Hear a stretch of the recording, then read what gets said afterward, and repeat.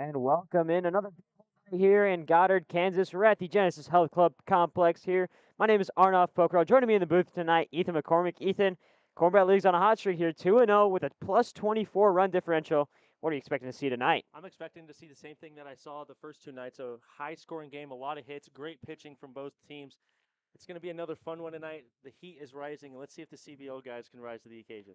And we have a good one tonight. The Wichita Black Sox come into this game just receiving their first win earlier today.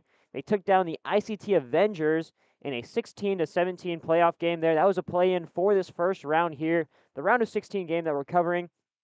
And for the Corn Belt League, pool play was a breeze. They won 16-0 against McPherson Pipeliners, a team that was very, very young, one of the youngest teams in this tournament. And they took down the Midwest Moose out of the KCLB. Final score of that game was 14-6, and it could have been 14-0, really. Just one bad half inning that gave up all 6 runs there. A few transitions for the pitchers, a few late breaks, and some errors in that top of the 7th that really ruined the run differential for the Corn Belt League, but they still end up out on top, Ethan. Right, yeah, they still ended up out on top, but that game could have really swung. That game really could have swung either way. They put up 6 runs in the bottom half of the 7th, and the CBL did a good job of not letting that game get away from them. They held in there. They stayed strong, and they went out, and they were pivoted by a BA 2-run shot to left field that really kind of broke the game open, which the offense was the key for them yesterday. So let's see if they can keep that offensive hot streak going. They've got a pretty loaded lineup today, and let's see if we can repeat. And talking about a loaded lineup, we're going to talk about the CBL pitcher here, Adam Eggert, one of the best pitchers in the Corn Belt League this year. If there was a Corn Belt League Cy Young, I'm pretty sure everyone in the league would have voted to give it to him. Other than one game where he gave up 4 or 5 earned runs, I believe his ERA was 1.82. Right. That's just incredible. Right. He's the ace for the CBL this tournament. He's that guy that if you want 6, 7, 8, maybe even a complete game out there from Eggert, he's that guy. He's not the greatest velocity pitcher, but he works command. He bases everything off that fastball, and he can paint corners like Picasso. He's really good at painting inside, outside, up, down. He can pretty much do it all. Yeah, and the biggest thing for Eggert when he was pitching with the Omaha Bombers in the CBL season was just that command that he has. You know, he's not going to let a hit get to you. He's not going to be the most – he's not going to blow you by. He's no Noah Wing with the fastball, right? He's just going to place his pitches where he needs to place them, and that's why he was so effective this summer. Right. His presence on the mound is almost scary. He dominates over hitters. He kind of stands over them, and with that fastball that, doesn't have the greatest velo, but he's able to locate, he's a pretty intimidating pitcher. And something that I just noticed on the way here, on that team bus, Adam Eggert has an iPhone 4. Or 5. It's a really small iPhone, really old school, and it's just something about his personality that makes you laugh. You know, makes you think he's so locked in. You know, he's got no distractions. He's just focused on the game of baseball that's ahead of him. Right. The CBL, I mean, they're loaded with guys like that. BA, Eggert, Trace. We're loaded with guys that have electric personalities. And Adam, we got to upgrade your phone though, bro. We got to upgrade that. But yeah, he's locked in on the bus right here and in the lobby in the hotel. He was pretty locked in and he's ready to go. Yeah, we'll see what he's throwing tonight. He's going up against the Wichita Black Sox, a team that's mainly an adult league team here. They don't identify with a certain league. They say that they're an independent adult team. But we'll talk you through a quick look at their starting lineup that they have for us. First off, on the mound for them, they're looking at Austin Good. He's been their really go-to guy. In this tournament, he's pitched 7 innings, only given up 3 earned runs with 1 hit, 1 walk. He's got 9 strikeouts. The only problem is his command. He's given up 5 hit by pitches this year. Yeah, and the CBL can really take advantage of that. They're a pretty disciplined team. If they stay disciplined at the plate, which with the lineup that they have out today, they can totally accomplish that. They can do that. They're pretty patient at the plate. They can get some runs early, hopefully getting in this guy's head a little bit, and they can run away with this one early. Yeah, sitting at a 3.86 ERA. Good as a West Alabama baseball alum, so a guy with some D1 experience here for the Wichita Black Sox. You'll see a few guys here that are a little bit up there in the age compared to the CBL team, but they have the experience that a lot of guys don't have, especially in this whole tournament. Right, they got the experience. They've played D1 baseball, high-level D2 baseball, and we can't overlook these guys. These guys can go out, they can hit. They have guys who can pitch. They have guys who are pretty good fielders, and they're a pretty well-coached team. And so, yeah, if you're the CBL guys and Coach Johnston Hobbs, you can't overlook these guys at all. Yeah, coached by Brian Baxter and Matt Elliott, 2 guys with tons of experience there in the coaching realm for Wichita. Taking a quick look down their starting lineup, Wesley Phillips, I mean, he's their shortstop. He's their number 1. He's their go-to guy here, and that he's leading off the team. During this tournament, he's 3 for 11, so 273, 1 double, 2 RBIs, 2 runs scored, 4 strikeouts. He's from East Carolina, another one of those guys with that D1 experience. In 2017, he went 20 for 75, which is incredible, especially at a D1 level. And then 11 RBIs, 11 walks, 18 strikeouts. So the big thing there is that strike to walkout ratio. Right, that strikeout to walk ratio could play a key, but other than that, he's proved himself at the D1 level playing for the East Carolina Pirates. So, and they have him batting leadoff. They have their most experienced and probably the guy that can see the ball the best and probably their fastest guy leading off. And next up, batting second in the lineup, number 9, Andrew Reval. Haven't seen him participate in this tournament yet. We don't know if he was absent from the team or maybe just lineup rotation, keeping him rested here. But that's another guy with some semi-pro baseball experience. United League Baseball, in 2007, he went 2 for 10 with 1 RBI. That's a 200 average.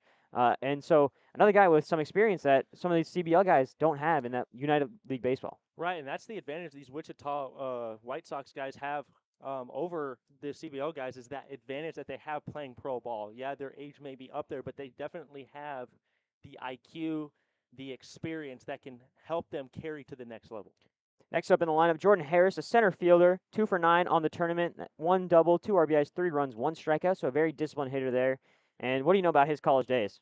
Yeah, he played at Tabor College, and he was Tabor College is a pretty good community college. They're always in the running. They're always ranked in the top 15, 10 when they do the World Series rankings at the end of the year. So he's kind of proven himself. He's another one of those guys with a lot of college experience, balled out in college, and he's not bad for them this year. 2 for 9, I mean, a little iffy, but he has a double and he has 2 RBI, so he can get on base. Yeah, next up, Braxton Byfield, the catcher here, 4 for 10 on the tournament, batting 400, one of the most consistent hitters there, just hitting for contact, really. 3, although he does have some speed here, 2 triples during the tournament, 2 RBIs, 1 run, 3 walks, 3 strikeouts. He played his college ball at Emporia State, and after that, he's gone on to do some real estate here in Wichita. So it'll be interesting to see how he plays.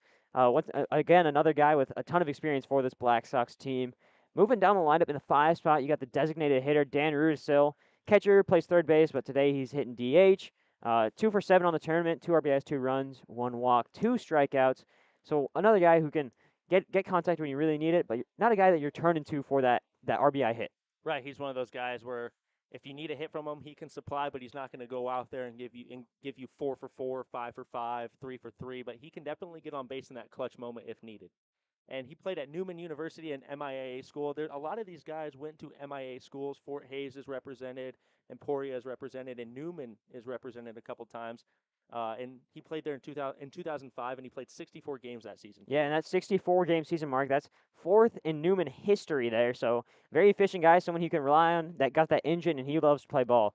Moving down the lineup, number 27, Chris Pate, I believe it is, sorry. Catcher, third baseman. He'll be playing first base today, sorry. And he's another guy. He leads the team in batting average during the tournament. He's 5 for 10, 2 RBIs, 2 runs, 2 hit by pitches, 1 walk. He's also listed as a consultant, and he has another day job on the side as well. Yeah, he is an attorney at law, so that's pretty interesting. We'll see if he can provide that knowledge, that high brain power to help supply the dub for the White Sox today. Yeah, moving down, number 14, Jordan Sibley. Sibley, another catcher listed, but he can also play right field. He's from Northwest High School in Kansas, graduated in 2012, so already graduated from college as well. We assume during that senior season, he hit 200 at the plate, so not the best in the BA sense of things, but we're assuming he's bringing a lot from right field. Yeah, you got to assume that he's flashing the leather out there in right field. And, yeah, he doesn't possess the greatest bat, but you got to watch out for that defense. That defense could play a factor. Moving down the lineup, in the 8th spot, number 36, Bao Bamir, and another outfielder, infielder, really utility guy. He can play just about anywhere. On the tournament, he's 2 for 5. That's hitting 400, but he did hit a home run. Big power there from Bamir. Yeah, I watched that home run earlier today, and he absolutely unloaded it, sent it to the parking lot. Almost hit a moving car, which I thought was pretty impressive. But he does possess that power, and he is a PE teacher at Buhler High School, which is about an hour north of Wichita here. So that'll be interesting. He's got the athletic background, and he's kind of proven it. Yeah, and down at number 9 in the lineup, number 69, Cody Bush, the pitcher outfielder there. He'll be playing in left field today. 3 for 6 on the tournament, 1 double, 4 RBIs. So he's a guy that you turn to when you need RBIs. Yeah, and having him at the bottom half of the lineup for the White Sox is going to be interesting. He's that guy that can give you RBIs, provide that spark plug for the bottom third of the lineup. And, yeah, he went to Butler University, not the Butler in Indiana, the Butler Grizzlies, which is in El Dorado, Kansas. Yeah, an El Dorado, Kansas product. So right local guy, so we'll see how he does there. We'll move down to the Corn Belt League lineup here. I mean, really just top to bottom, one of the best lineups we've seen from the Corn Belt League today. And an interesting addition that we'll get to here at the end. But we're going to start it off. The leadoff man, all tournament, it's been 2 games, 2 leadoff appearances. Now the third game with the leadoff appearances, it's Danny Spongberg. Yeah, if you put Danny Spongberg, if they were to have a Summer Ball Showdown first team, Danny Spongberg would have to be on that list. He's gotten on base very, very consistently. He's got a lot of speed. He's flashed the leather at times. He did have an error yesterday out in center field, but we can't let that distract us from the fact that he is very good defensively and he possesses lethal speed. Yeah, you mentioned that error in center field. Spongberg moved to left field today. We got to assume that's a move from Coach Hobbs, just saying, hey, you got to have more discipline out there in the field. You can't be too casual, because really that's what the error was yesterday. Against the Midwest Moves in the top of the seventh, where they ended up giving up 6 runs. Spongberg was one of those errors. He was just coasting to a ball, and he's so fast that he can get to the ball by coasting, but there he just lost track of it, and it just hit off the bottom of his glove. Yeah, just hit off the bottom of his glove. Yeah, he got way too comfortable underneath that ball, and Hobbs ripped him for it. But he won't make that mistake again, I'm sure. But yeah, Hobbs holds these guys accountable, and he held Spongberg accountable there. Yeah, and there was another bad error there in the infield between a pop fly, but that should have been caught by the second baseman. A little bit of miscommunication there between the shortstop and the second baseman. Hobbs ripped into those guys too, and we heard it from Coach Sonny as well that they were very disappointed and just getting too comfortable, and they don't want to approach any game this season like it's comfortable. They want to be out there, getting the edge, scoring runs as much as you can, because really no lead is safe in this tournament. Right, no lead is safe. I mean, you can play baseball comfortably. You have to be comfortable out there, but you don't want to get so comfortable to the point where you're starting to make mistakes, right? And especially in a tournament with a lot on the line, and you can't take each team lightly. You got to go out there and give 125% every at bat and every pitch. Moving down, number 36, James Grease, an absence from the lineup yesterday, just assuming it's a rotational thing there, as they brought in Caleb Copeland to left field. But Grease moves over to center field, coming in for Spongberg, who pushes into his normal spot. And Grease played for the Omaha Bombers, one of those guys who just hits the ball really well. 18 RBIs on the year, 11 walks, 19 strikeouts, hitting .286 on the year with 13 stolen bases. And Spongberg and Grease doesn't look like he has speed, but he can move. Right, yeah, Grease is one of those underrated speed guys. If you look at him, you don't think he can run, but if he gets on the base paths with Spongberg, the CBL team gets very dangerous. Yeah, and part of the thing is Grease has been batting behind Spongberg all year, so what they do is they'll get Spongberg on second, Grease on first, and then just double steal. And that's been the plan for the CBL all year, because catcher's obviously going to gun down the runner at third, so Grease has cakewalked his way to 13 stolen bases in the Corn Belt League. Moving down to third, another absence from the lineup yesterday, but Jackson Horn's back in there, and you saw him reach second base yesterday and then score on the Brennan Anderson tank there to left field. And Horn, another one of those guys who can just flash the leather really well. Yeah, he can flash the leather really well, but he can also flash the bat really well as well. He is a really good hitter. He hits for power and he hits for contact with that 345 average that he possessed in the Corn Belt regular season.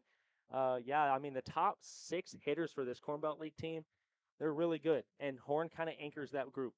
Yeah, you mentioned the top 6. We're moving down to the cleanup batter here, Brendan Anderson. We've said so much about him all tournament, and yesterday he delivered in a huge way. Bottom of the 8th, I should say. Scores only 8-6, so the Corn Belt League needs some insurance here.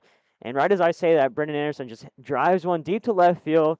It goes out. He takes his time walking around the bases, and that really was just the injection in the Corn Belt League offense. Right, that was the injection. That was the pivotal moment right there, and BA supplied. Yeah, you mentioned something about how we needed insurance runs, and he must have been listening to you, because, yeah, he hit an absolute bomb to left field, and that really showcased his power because the wind was blowing in from left field. Next up, the 5-spot hitter Mitchell Pomeroy, supposed to have the day off yesterday, but due to those defensive errors, we know Hobbs was very, very angry, and he just throws Mitchell Pomeroy in there to get some runs, and Pomeroy delivered there. He's been in the 9 spot, and for him, it was a late entry into the Corn Belt League season, but he delivered 9 hits, 9 RBIs, batting .450 in the last 2 weeks of the season. So Pomeroy, great addition to this team here.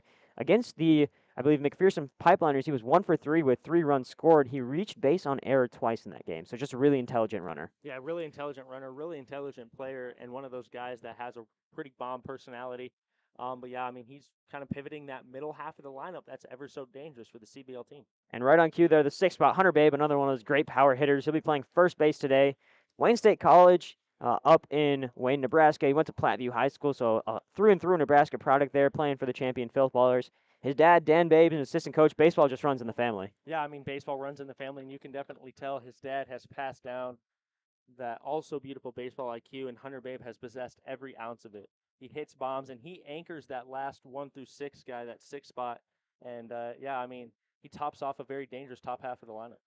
Next up, we got the 7-spot hitter Ty Beasley playing in the hot corner there at third base. Beasley was the best player for the Red Raiders, who ended up being the last seed there in the Corn Belt League season, but one of those guys who's just defensively a menace, really. He's out there, he's making runs, he's giving his effort all 100% there on the field, but little bit of struggles at the plate this tournament. He went 0 for 2 or 0 for 3 against McPherson, I should say, and then was rested for that game against Midwest Moose yesterday. So now he's back in, looking to make his impact on the defensive side of things and finally get a hit or two to get things going. Right, yeah, he needs a hit or two to get things going at the plate. But if we were to give out gold gloves, Ty Beasley definitely deserves a gold glove over there at the hot corner. Next up, Anthony Pohl, the catcher. Yet to see him in this tournament, but on the season, Anthony Pohl went 8 hits, 7 RBIs, 3 walks, 5 strikeouts, hitting .211 on the year. But you'll remember him, game-winning single there in the bottom of the 11th for the Filth Ballers that sent the Filth Ballers to the championship game in the best game in Corn Belt League history against the Bombers. Yeah, that was one of the best games I've ever seen, I've ever been a part of. And, yeah, he delivered the clutch hit that won it. He can carry over the clutchness here and hopefully give the CBL guys a hit when they need it. He's definitely capable. He's proved it before, and we'll see if he gets put in a situation where he can prove it again. Yeah, another one of those big personality guys that the team just loves to have around. Really, we saw him rocking the mullet, rocking the country outfit on the first day there with some very short jean shorts. So Anthony Pohl, just a really fun guy to be around, except he hates interviews, which really sucks for us because when we were doing post-game interviews for that huge win for the Filth Ballers over the Bombers, he was one of our players of the game, and yet he was like, I can't do this. I'm too nervous. So we'll see how he fares today and if we'll have to interview him after the game as well. Moving down the lineup in the 9 spot, PJ Laux, and what a story for him. Today, he comes into Wichita today after taking a test for his community college yesterday. I mean, just a guy who's devoted to the game and devoted to Omaha. Yeah, devoted to helping the CBL team. He made the drive down here to Wichita, hopped on the bus, is ready to go. Batting ninth, you have to think maybe he's a little cold. Hasn't seen some reps in a couple days, in a week or two. So you got to think maybe he's a little cold, but I'm sure Hobbs, putting him at the 9 spot, is going to warm him up pretty efficiently. Yeah, and if he can get warm, he's a guy that can deliver, kind of be that second leadoff man for Danny Spongberg, because if he's on base when Spongberg gets up, that's a huge advantage there. Laux on the year player for the Rail Riders. He's I should say the only player for the Rail Riders here from Hutchinson Community College. 17 hits, 5 RBIs, 4 walks, 15 strikeouts. That walk-to-strikeout ratio, another little concerning thing there. But when you're facing the pitchers that the Corn Belt League has, it's a little bit of a different eyesight here at this tournament here. And then, so it'll be a big thing. He can also pitch and play in the outfield, so Laux can play just about everywhere. Yeah, I mean, he's utility, and that's exactly what Hobbs needed coming into Friday, going into Championship Sunday, and contending Saturday. That's exactly what Hobbs needed. Seeing PJ walk on the bus was a delight to me, at least, and I know it was a delight to everyone else on the bus. So it's glad to have PJ on board. Yeah, a lot of guys love to be around PJ. Another one, a great personality guy, but a little bit quieter there on the bus today. He knows he's in a new spot here with a new team to face here in Wichita Black Sox. So we'll have that game for you. The winner of this game will go on to play the winner of the Kansas Curve and the Great Bend Batcats. We mentioned them earlier yesterday on the stream as well. One of the best names here in this tournament. And currently the score of that game, Great Bend sits up 4-1 against the Kansas Curve. Top of the 9th with 1 out, so 2 more outs left for the Kansas Curve. We'll have you updated on that game as we continue.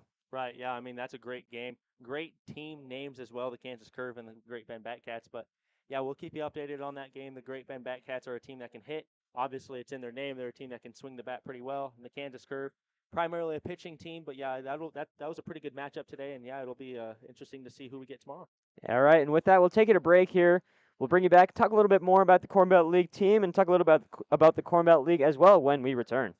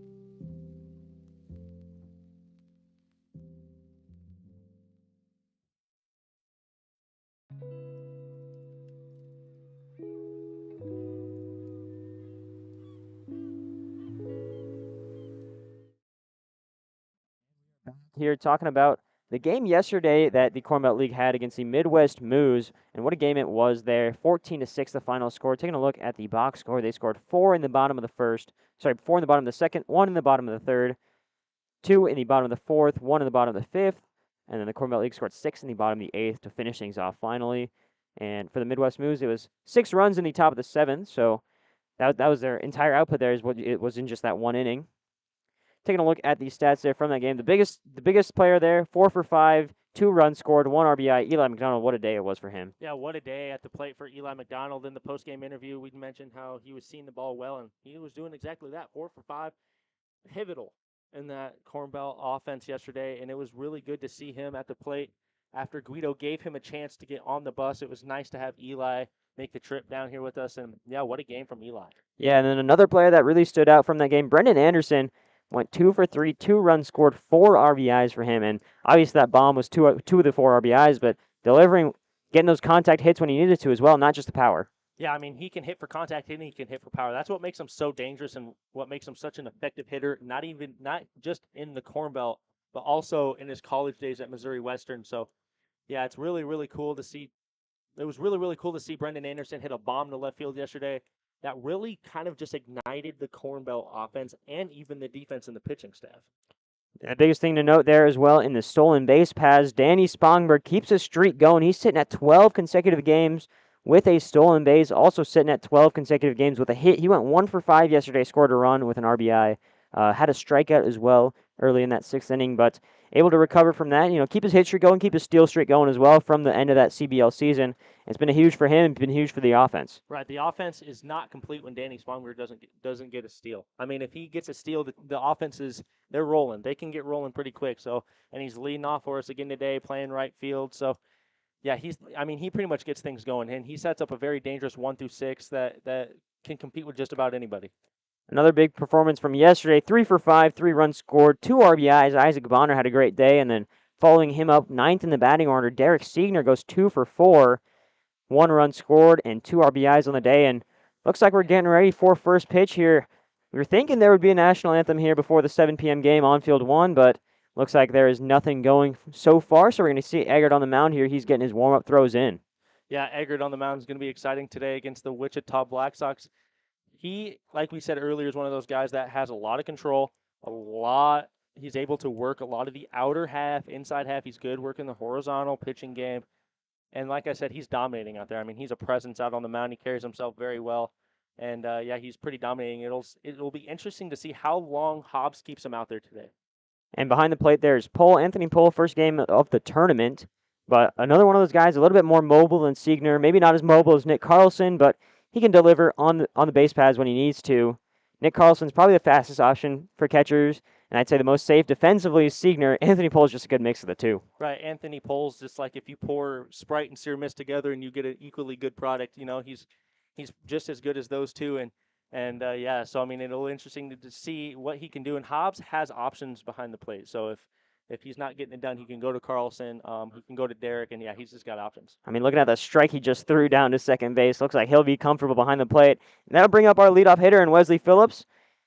Phillips, the number 6 position there, so he'll be playing shortstop today.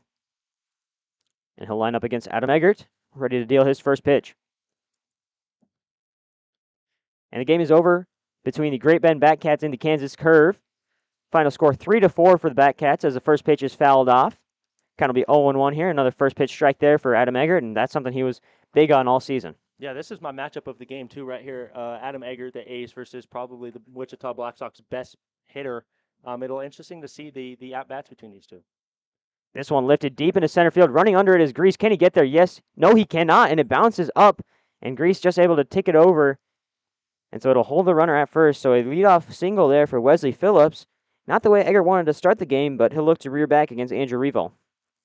Yeah, I mean, you can't let that define you if you're Adam Eggert there. Yeah, I mean, you just got to go out there and keep attacking the plate, keep attacking, letting these Wichita Black Sox guys kind of see if they can poke one out there and trust your defense. So with Phillips on first, Revel's up to plate here. Working a lefty-lefty matchup. First pitch is up and away, so it'll be ball one.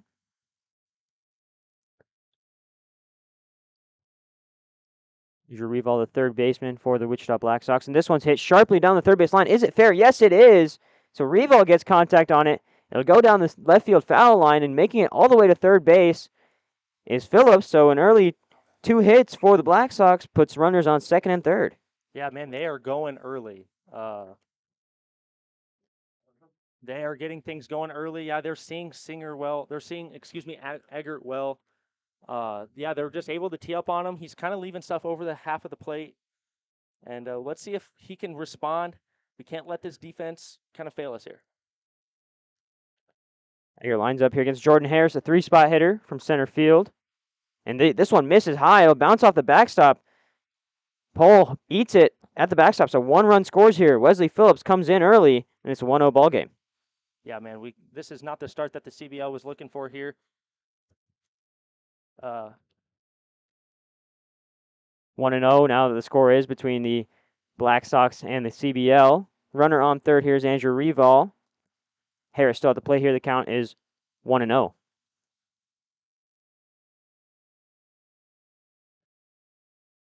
So now Harris at the plate, 1-0 count here. Eggert looking to calm down and deliver. Big swing. It's going to go foul here, 1-1. Eggert will step back to the mound with a 1-1 count. He's looking to work quickly here. Doesn't want to take too much time thinking about the pitch he just threw. Wants to reset very quickly and get right back at the hitter. And here's a 1-1. This one, big cut there. It'll be foul. It looks like hits off the foot of Harris there. So Eggert's ahead in the count, 1-2. Yeah, this is all about response right here if you're Eggert. You don't let that first run, them teeing off on you in the first 2 at-bats of the game, kind of get into your head. This is where you respond, calm down, make the game yours, and go out there and deal. So Eggert now with a 1-2 count. Runner on third is Andrew Reval, the third baseman there.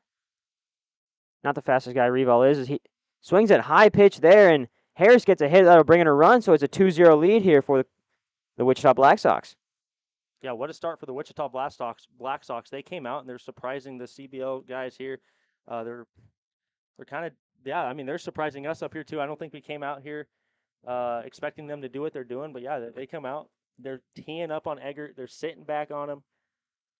They're just doing what they can to piece him up here. Yeah, and Eggert's got to calm down here. He cannot let these 2 early runs get into his head. He knows he has the offense to back it up as the first pitch is inside. Good sliding stop there from Pole to keep it in front of him. Runner on first there is Harris. You got Braxton Byfield up there as well. And there's a throw back to first, collected there from Hunter Babe.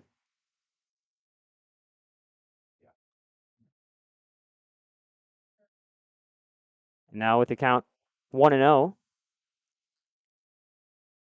Eggert lines up, pitches in, and this one's hit sharply to right field. Will it drop? Yes, it will. Pomeroy's going to get there, but not before Harris gets to third, and Eggert is getting pieced up right now.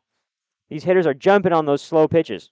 Yeah, these hitters, they're apparently a slow velo guy. You know, they can go up there. They're just timing himself. He's not throwing that filthy slider, that filthy curveball that we're all used to seeing. And yeah, I mean, he's just going up there and he's getting pieced. And I mean, the Black Sox are surprising everybody out here today. So runners on first and third here.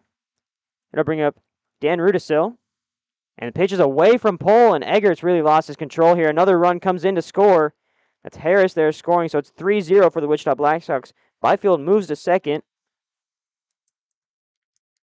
So Rudisil, the designated hitter, number 25.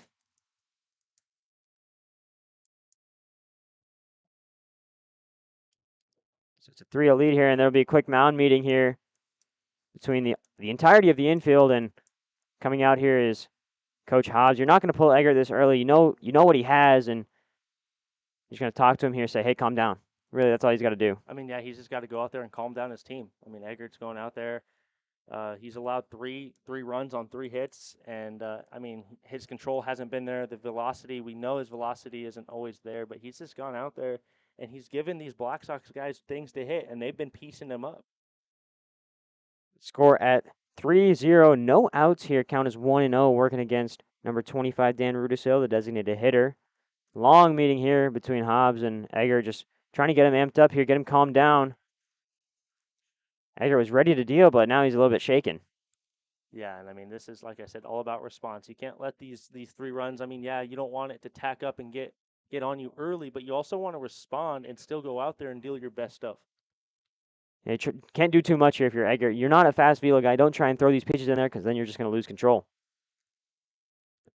With the count 1-0 here, Eggert lines up the pitch and it's high, so it's 2-0.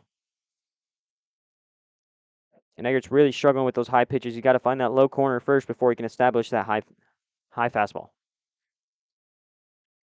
Count sits at 2-0 here for Eggert. He'll line up here against Rudisil. That one's in there for a strike on that low inside corner. Eggert finally gets a strike there for 2-1. Runner on second is Byfield. Rudisil's at the plate here, trying to get one past the infield here and score another run here for the Wichita Black Sox. Fouls this one off for 2-2. Yeah, this is a good response right here by Adam Eggert. He looks like he's starting to locate more of the outer half of the zone, which seems to be where these Black Sox hitters can't really reach his stuff. They've been hitting the inside stuff. That's what they were hitting earlier, and that's what Adam Eggert was getting in trouble on, was that inside pitch. So now he's working outside, and it seems to be working a little bit better for him. So now no outs here. Runner on second for the Black Sox. 2-2 pitch coming in. It's swung on. It's chopped to the shortstop here. That's Horn. Can he make the play at first? Yes, he can. The throw was wide, but Rudisil not the fastest guy out there, and Babe was able to reach over, snag it, and apply the tag. One of the weirdest outs we've seen there. So Rudisil is out for the first out of the inning for Eggert, but advances Byfield to third base. Yeah, sometimes on a play like that up the middle, it's almost better if the pitcher does not put a glove on it because you have a shortstop or second baseman tracking, and that's exactly what happened. A little bit of a wide throw, but good job by the first baseman, Hunter Babe, on applying the tag. Going to bring up Chris Pate here, a foul ball for the first pitch. The count sits at 0-1. And here, an attorney at law. So we'll see what he can do against the Wayne State College pitcher, Adam Eggert. Let's see if he can work the law on his side and get a base hit here. Yeah, base hit scores here to make it 4-0 early. Not what you want if you're the Corn Belt League. Adam Eggert goes outside with a fastball and misses, so it's 1-1. Still searching for that second out, Eggert is. First 4 hitters all got hits off of him. And he settled down and finally got a ground out. This one's a dribbler to Eggert. He holds the runner off at home. The throw is to first, is in time, and Pole, does he get him at home? No, he does not. So it's a run scored for Wichita there. Byfield able to get home in time, but the second out of the inning on Pate. Yeah, I thought that ball hit the hitter though. I thought it hit his inside foot, and that's why it was just a slow roller down the first base side. So I'm surprised how that ball wasn't called dead.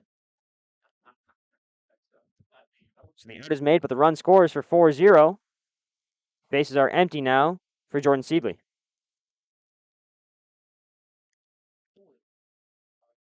First pitch just low for ball 1. Now with the bases clear, Eggert's going to head back to the dugout here soon and just try and get the inning out of his head. Yeah, I mean, baseball's all a game about a short memory. You just got to go into the dugout, clear what happened this inning, go out there and deal with the second. Pitch fouled off there for 1-1. So 2 outs, nobody on. Eggert looks to close out the inning and only give up 4. Uncharacteristic of Eggert. This is the most he's given up in a game since, I believe, mid-July. This one ripped to the shortstop. It's fumbled there by Horn, and reaching first base is Sibley. It'll be a reach on error for Sibley, who's at first now.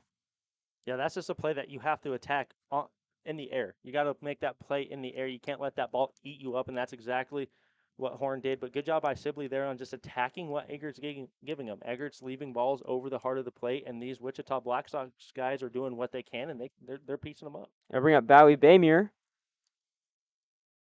Baymer, the 4 spot here, he's going to be playing second base. Baymer, a PE teacher at Bueller High School, just an hour north of here. See what he can do against Eggert. And Eggert's trying to get out of this inning. 2 outs, 1 on at first, and pitch just catches that outside line for 0-2. That was a good pitch right there. Got the outer half of the zone, raised the eye level a little bit. Let's see if he can utilize that great breaking curve, drop one in the dirt. Giving up 4 hits, 4 runs already as well this half inning. Running to that. That ball is a third baseman and making the play at first. It is out, but the damage is done here as Beasley makes that play to Babe. 4-0, the Black Sox lead, and we've got an upset brewing here early in the 2022 Wichita Summer Ball Showdown. We'll have the Corn Belt League up after the break.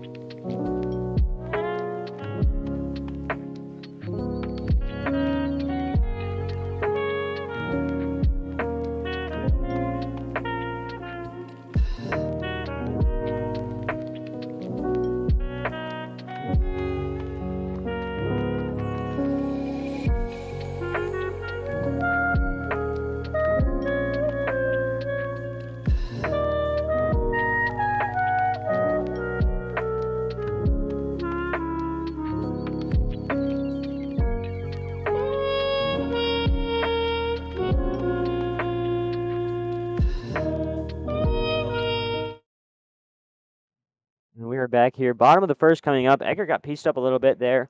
In the top of the first, 4 runs scored for the Black Sox. He'll head to the dugout, try and clear his mind, but it'll bring up Austin Good to the mound for the Black Sox. Good during the tournament, 1 appearance, 7 innings thrown, only gave up 1 hit, 3 earned runs, 1 walk, 9 strikeouts, 5 hit by pitches. So he's just one of those guys who can throw fast but doesn't have that much command over it. ERA sitting at a nice 3.86. A player from West Alabama, a guy with D1 experience, really who you want on the mound against the number 1 seed in the Corn Belt League. Right, this is exactly who you want on the mound if you're the Black Sox, and they can capitalize on that 4-run first inning and go out there and rely on their pitcher to carry them through this game. So we'll see if the Corn Belt can respond. It's all about response. Baseball is a game all about response and battling back. So let's see if they can do that here. Hunters will step into the third base coach's box. Sonny Sonnegal heads over to first base, coach's box. And I'll bring up Danny Spongberg, player from Southeast Community College. Played for the Omaha Bombers during the summer. 30 stolen bags on the year. He's a guy with a lot of speed. Yeah, he can get this offense can get dangerous in a hurry, and it all revolves around if Danny Spongberg can get on base. Spongberg swings at the first pitch, swings hard, and he misses for 0-1. Yeah, that was a really good swing right there. He was tracking it, but he pulled his head a little bit, wasn't able to keep his eyes on the ball and get his hands to that ball in time. So with 0-1, Good lines up. He delivers here. It's just low, misses for 1-1. Good watch there from Danny Spongberg. You got to think with that arm angle coming down. He's got a little bit of a different arm angle than what Eggert throws here, especially as a lefty, compared to a righty here in Good. So Spongberg's looking at that pitch to just lift and hit over the infield and into shallow. And Spongberg takes another hit by pitch. That's a 4th hit by pitch he's taken in the season. Yeah, does he have a magnet in his left hip or something? I mean, he's just been taking hit by pitches like crazy. And good job right there by Spongberg. Now they've got runners on. This is when that offense can start to get dangerous. We'll see if they can respond. But if you're good, don't let that waver you. You still can go out there. You can still deal. You've got a defense that can work behind you. So Spongberg advances to first on the hit by pitch. It'll bring up James Grease, the Doane University outfielder. He'll be playing center field today. We saw him just miss one out in center field that really started the catastrophe in the top of the first for the Corn Belt League. Yeah, I mean, that was a ball that you could get to, but you could not at the same time. I thought he did a good job of playing it safe, and yeah, that was just one of those that just kind of started the run for the Black Sox. Yeah, I should say during the summer we were treated to some amazing plays by the Bombers outfield, and Spongberg and Grease were both a part of that as Spongberg steals the bag here, and he is safe at second. So 13-game stolen base streak continues for Danny Spongberg. And he'll be at second here for Grease, runner in scoring position. If Grease can get this one into the outfield, it's a run scored from Spongberg. Yeah, this would be all about that response. That's my key to the game is response. If the CBL can respond here, and they have the abilities to do so with Danny Spongberg and runners in scoring position, let's see if Grease can put a ball in play here. Runner on at second with nobody out. Grease looks at one high. So the count sits at 3-0. Good look there from Grease, knowing that Good's not the best in placement. He does have gas, but he's not the best placement pitcher. So Grease is struggling here behind 3-0 in the count. 3-0 pitches in, and it's misses. So Grease will head to first. We got runners on first and second for Jackson Horn. Jackson Horn hit a double yesterday in the late innings. He'll look to continue that run. little bit of momentum there. It's a 4-pitch walk for Grease. So now with Grease on first, Spongberg at second, you got to be thinking double steal here. It's how Grease accumulated 13 stolen bases over the season. Yeah, Spongberg does a really good job of getting that really good jump. He's very capable of stealing third. He's going to do it here as they throw down to second, and Grease is there in time. So an interesting decision by the catcher to throw down to second instead of trying to get Spongberg the closer out, but it's 2 stolen bases early for Spongberg and 1 for Grease. Yeah, that's a really interesting play right there. Throwing down the second when you have such good speed running from second to third when he could have easily taken home. That's a really interesting decision right there by Byfield. So instead, 2 runners in scoring position for Jackson Horn. Trying to lift this one. Instead, it's in the dirt. Spongberg elects not to go home. Missing it a little bit, but able to slow it down enough to where it didn't go too far away from Byfield. So 2 on, nobody out here for Jackson Horn. The shortstop, he's been doing pretty effective work there. Had a missed throw, but the runner there at the plate was super slow, so Hunter Babe was able to get out and tag out the runner at third. That was an interesting play there as Horn looks at one on the outside line, so it's 2-1. I like how Good works on the mound, though. He's very efficient in his metrics. He's very efficient in his arm angle. He just hasn't been able to hit his location so far. So now the 2-1 from Good. It's swung on, chopped to the second baseman. The throw is to first, and it's thrown way over the head of Pate there, the first baseman. So reaching on an error there is Jackson Horn, and he'll score 2. Yeah, what an interesting play right there. That's a routine play that you're supposed to make right there, and he just wasn't able to make the play. That's very key for the CBL. Is now they pulled the score within 2, making it a 2-4 ball game. They responded well. That's just one of those errors if you're the Black Sox and you're Bamer that you just don't want to make. Yeah, Bamer at second there just let that one slip way out of his hand and just slowly floated over the head of Pate. It wasn't a hard throw. He just let go of it a little too soon. So now with Horn at first with a lot of speed, it brings up the cleanup hitter, Brendan Anderson. If there's anyone to tie this game up right now, it's B.A. Yeah, B.A. possesses that game-changing power, and he can easily tie this game and shift the tides right here. If he gets his pitch, he'll be seeing the backs of the numbers. And Good is a velocity pitcher, I should say, and B.A. is a velocity hitter. As the runner goes, the throw from catcher is way offline, so taking second there is Horn. That's 4 stolen bases for the Corn Belt League in the first 4 hitters. Yeah, man. Johnston Hobbs is working the run game to his advantage. He's stealing guys that aren't necessarily known for being really fast, but he recognizes that the catcher behind the plate doesn't have the strongest arm and isn't the most accurate.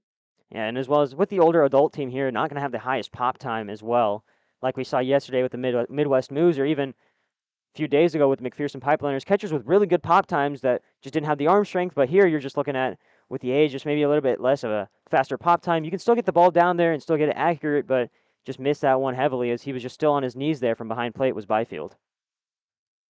And Anderson sitting at a 3-0 count now after two more balls from Good. They might just look to walk him here and bring up Mitchell Pomeroy. Yeah, and that would be smart. That would put the double play in order. And that one's looked at, so the red light there from BA results in a 3-1 count. You know he was never swinging at that one, even if it was his pitch. Yeah, now he's got the green. Green means go, red means stop, and he is going to put his foot on the gas here and see if he can get one. Yeah, and this Corn Belt League team really relies on the big power from BA. Pitches in, and BA, big cut there. He was putting his whole hip into that one. It's 3-2 the count now. Yeah, he wanted that pitch. I felt my back crack because that was such a contorted swing. He wanted that one really bad. So now with a runner on second and Jackson Horn, nobody out. Full count coming up here for Brendan Anderson. And Brendan Anderson lifts this one into right field. Will it drop? Yes, it will. So advancing to third there is Horn. Anderson will round first, but stay put. So runners on the corner here for Mitchell Pomeroy.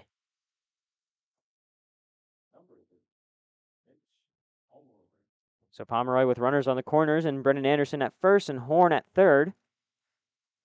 Pomeroy, one of those most effective hitters, hitting .450 from the Corn Belt League season. Batting in the 5 spot here, playing right field today. Position that you normally don't see him in. He's usually a first baseman or hitting DH. So trying out something new here is Johnston Hobbs, but he knows Mitchell Pomeroy can play there. He coached him throughout the whole summer. So now that first pitch misses low and away here. So it's 1-0 the count. Runners on the corners here for Mitchell Pomeroy.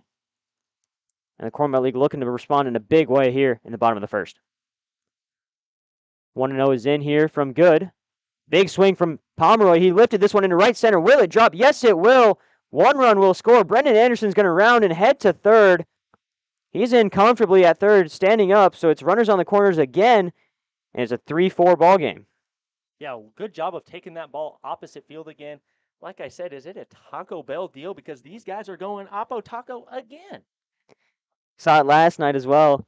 A lot of these Corn Belt League hitters were driving the Midwest Moose Oppo Taco, and it's going to be a mound meeting here between Byfield and Good, and they're going to bring actually the rest of the infield in, as well as the coach here for the Black Sox, Brian Baxter, will head out and talk to Good here. Kind of the same thing that we were talking about with Eggert. You're the best guy on this team. You're the number one. You're the ace. Go out and show your stuff. Don't let the runners get into your head. Don't let this lead get into your head. Just go out and deal. Yeah, I mean, this could be a slugfest right here. So if you're Brian Baxter, you're going out there telling your guy, hey, if you allow hits, it's not the end of the world. You've got a defense that should be able to back you up. So just go out there, calm down your pitcher, bring down his nerves, maybe a little bit of nerves. This is a big game. You're playing the 1 seed, so maybe calm down those nerves a little bit. Go out there, talk to your defense, maybe see if you can set up a little defensive adjustment.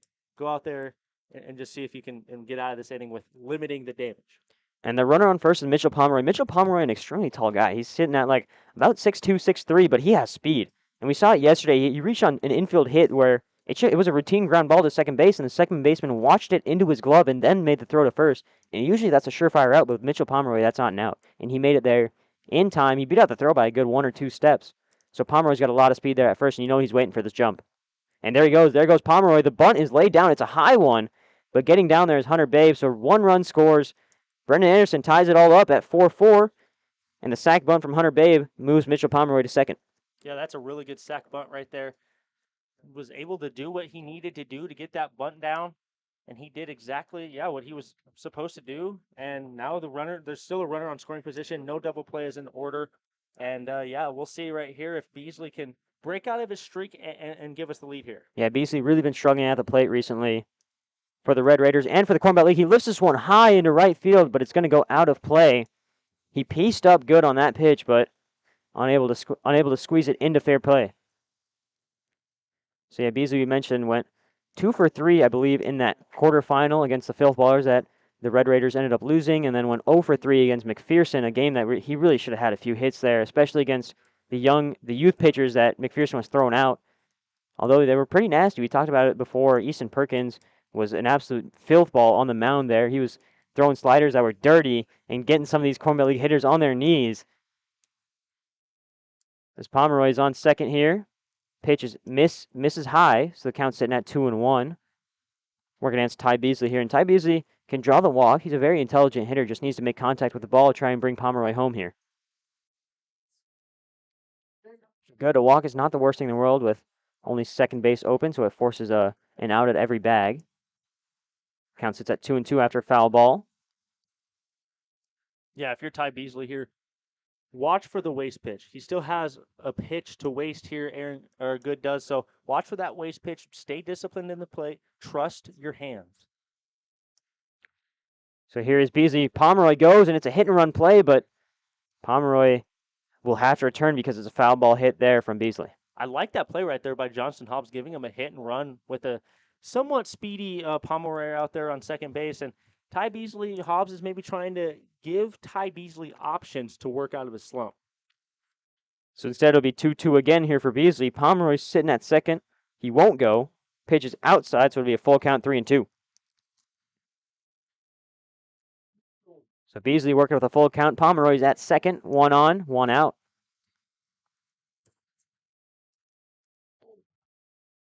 Good looks to liver on the full count pitch. Pomeroy's in motion, and it's a high. So runners on the corners here. Pomeroy gets a stolen base. And heading down to first base is Ty Beasley on the walk. Really good plate discipline there from Ty Beasley. Yeah, that was a really good at-bat right there by Ty Beasley, and I'm really surprised how Byfield didn't try to throw down the re-ball there to get out Pomeroy, which, in my opinion, didn't get the greatest jump. So I thought he definitely could have thrown the ball down there if he would have given a good strike, but we'll see if Good can maintain his composure on the mound and work a double play ball here.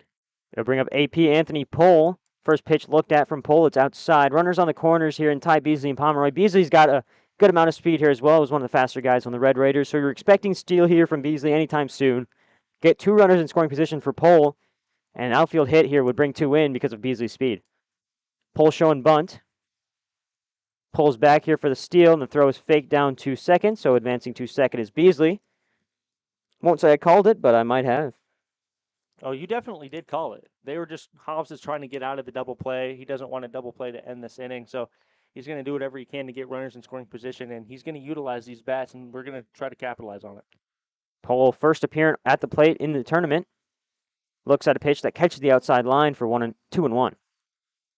Despite Good allowing some hits and scoring and allowing 4 runs early, I like his composure on the mound. That's very impressive from a pitcher, being able to allow 4 runs and still maintaining your composure on the mound and not show the frustration. That's very, very, very, very impressive. Pole rockets this one, but it'll go out of play and into field number 2.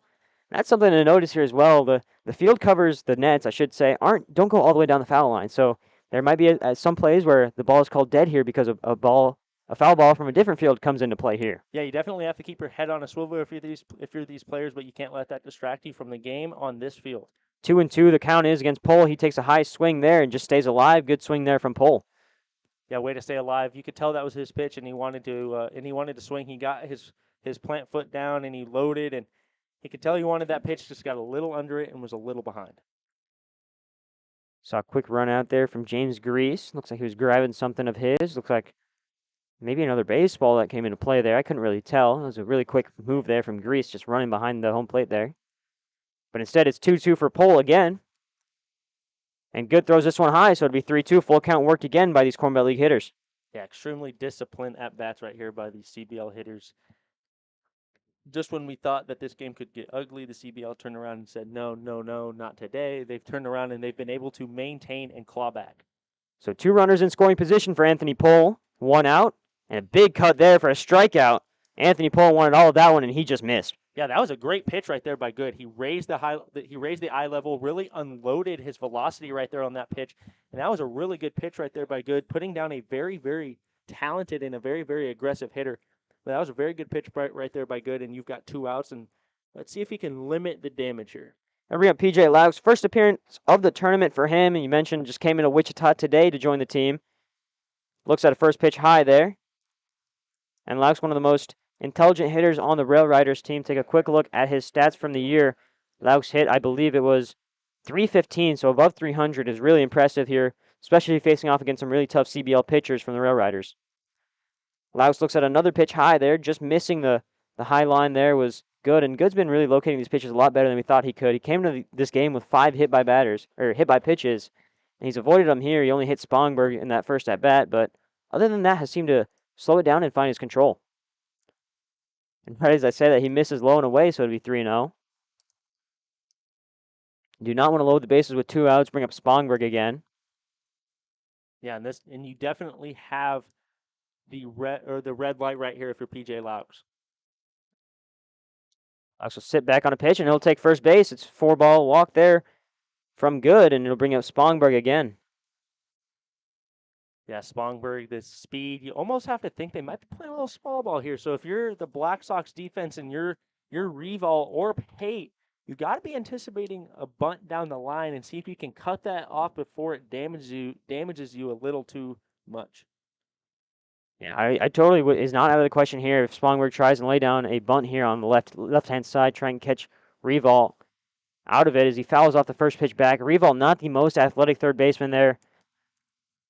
Might come with playing in the adult league as well, so you're not expecting a lot of mobility from the Black Sox players.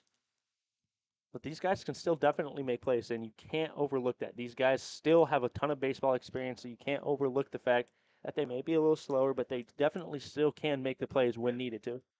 Spongberg lines up and looks at the second pitch in, and that could have been his pitch to send.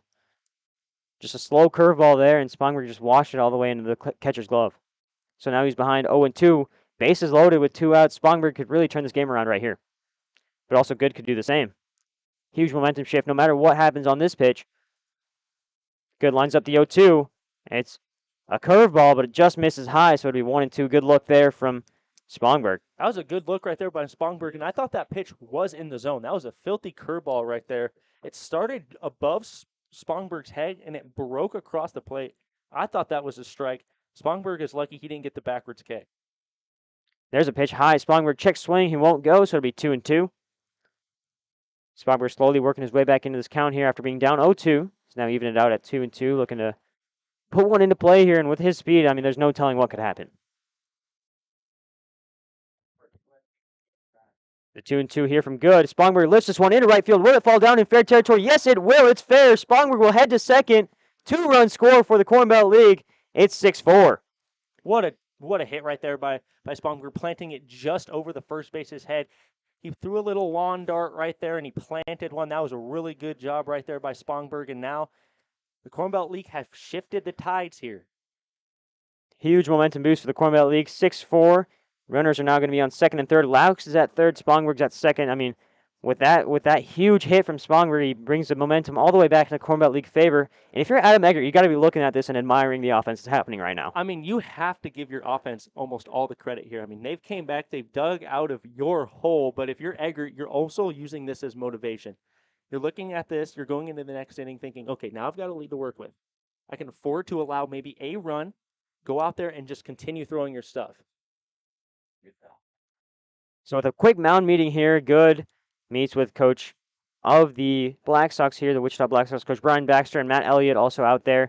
We'll be taking a quick look here, and it looks like that will be the day for Good. So they're going to head out and go to their bullpen early on in the bottom of the first here with 2 outs, 2 runners on. We'll head to a quick break here. We got Spongberg on second, Laux on third, Grease at the plate. This is Corn Belt League Baseball on the Corn Belt League Radio Network.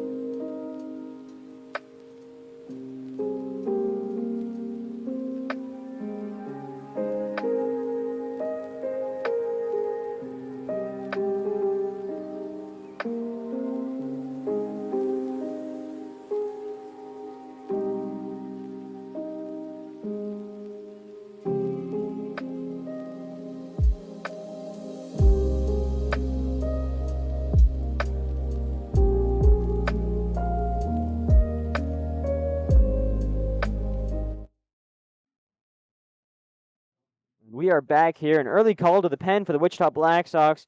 Just a rough outing here against the Corn Belt League hitters for Austin Good. So that'll be the end of the day. 2/3 of an inning pitch for him. It'll bring up number 10, Tate Garcia. Has not pitched yet in this tournament, but he's a Benedictine college grad from 2019, so just recently finished playing his college baseball. He's found a home here with the adult league and the Wichita Black Sox, and another guy that can deal. Yeah, I mean, we don't really know a whole lot about this kid coming into this game, so it'll be interesting to see how the CBL guys react to his pitching. Yeah, I mean, we don't know a lot about him. The guys don't know a lot about him. But Tate can use this to his advantage. He can use this. He can go out there. He can deal. And we'll see if he can go out there and kind of shut these guys down. I'm sure the head coach for the Black Sox is going to want Tate to work at least 2 to 3 full innings, as you don't want to go deep into your pen because that takes arms away from you. We'll take a quick look at our Austin Good stats when we get them entered in, but Tate Garcia now looking against James Grease with runners on second and third. Spongberg's on second. Laux is on third. Laux looking to score a run here in his first at-bat back, and he's only 90 feet away and just needs a single here from Grease. Yeah, in his first at-bat back, he's made a difference. He can go ahead, if Grease puts one out in play here, can score the run here, and that would be big for PJ Laux. That's one of those confidence builders. You come down late with the team, you take a test, you're doing school stuff, which don't get me wrong. Academics is very important. You're a student athlete for a reason, but you come down here to ball and give these CBL guys the win. First pitch is away from Garcia, so it's a 1-0 count here. Good look there from Grease. Grease loves to pounce on those outside pitches. We saw it a few times here with the Bombers. He's just struck out swing on a pitch on the outside, but able to watch that one into the glove.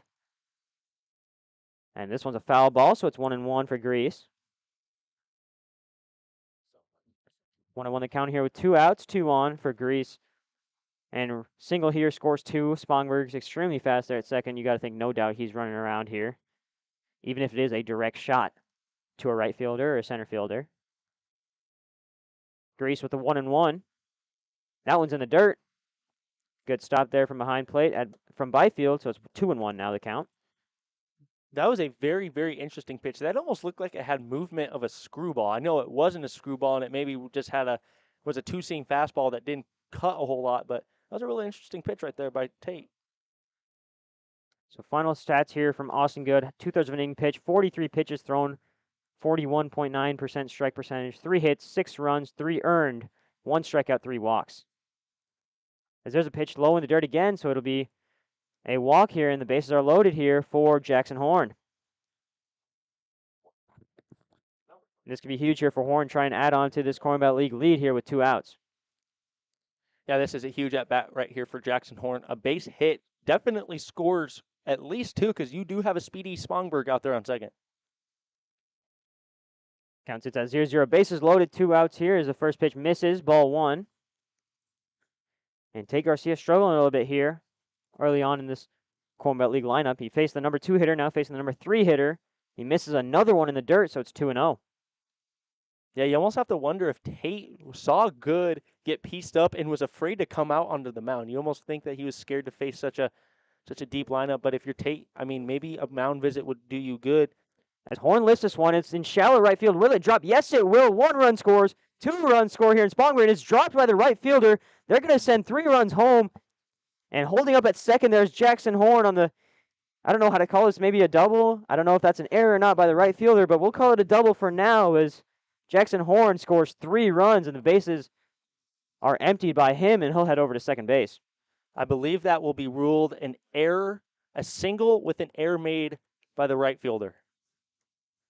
I'll stand corrected here by the actual baseball player as Horn takes a single and then reaches second on the error by the right fielder. Bring up the designated hitter, Brendan Anderson, for the second time this inning. Last time up, hit a sharp single into right field.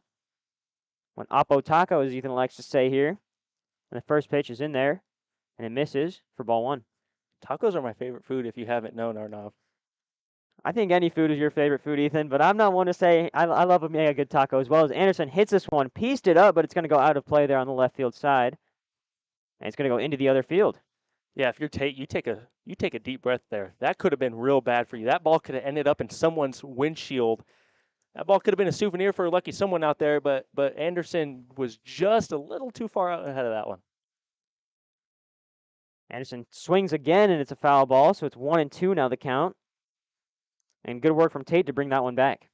Yeah, if you're Tate, I mean, you watch that first pitch get absolutely pieced to left field for a foul ball. You learn from it, right? You stay away from that inside pitch. BA loves that inside pitch, so you start working outside. So here's the 1-2 delivery from Tate, and it's dropped by the catcher, but it looks like it was in the dirt anyways. So 2-2. Yeah, you want your filthiest pitch right here. You can't afford to have a waste pitch against this offense now. This has got to be your filthiest pitch. This has got to be your put-away pitch right here if you're Tate. 2-2 the count sits. Tate's going to deliver here. Working against Brandon Anderson with a runner on second. And there it is. A strikeout looking. Gets him to go. But the Corn Belt League responds in an absolutely massive way. 9 runs in the bottom of the first. We've got a barn burner here at Genesis Health Club Field. Genesis Health Club Complex, I should say, in Goodard, Kansas. We'll be back with the top of the second when we return.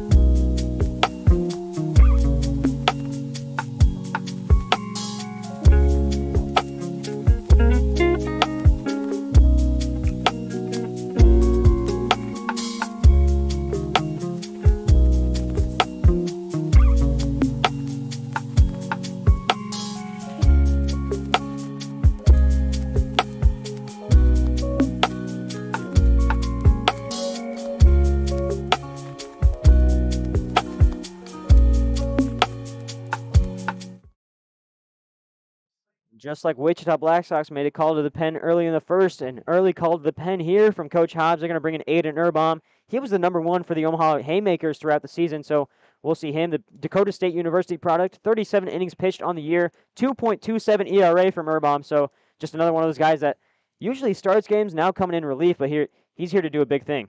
Yeah, he's here to do a really big thing. He's here to go deep. Hobbs needs him to go deep. Hobbs wants to save pitchers for Saturday and Sunday.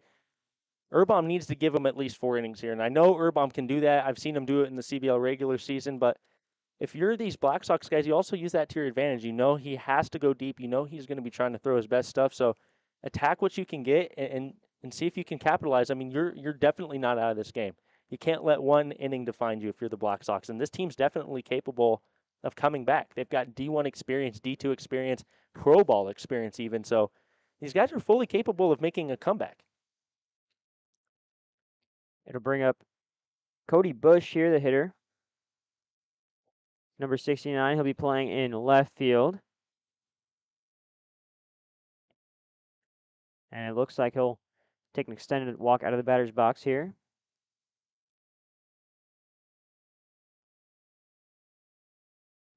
Now he steps in, and first pitch here from Urban will be delivered at 0-0, top of the second. Corn Belt leads by 5. It's a big pitch from Urban, first pitch strike.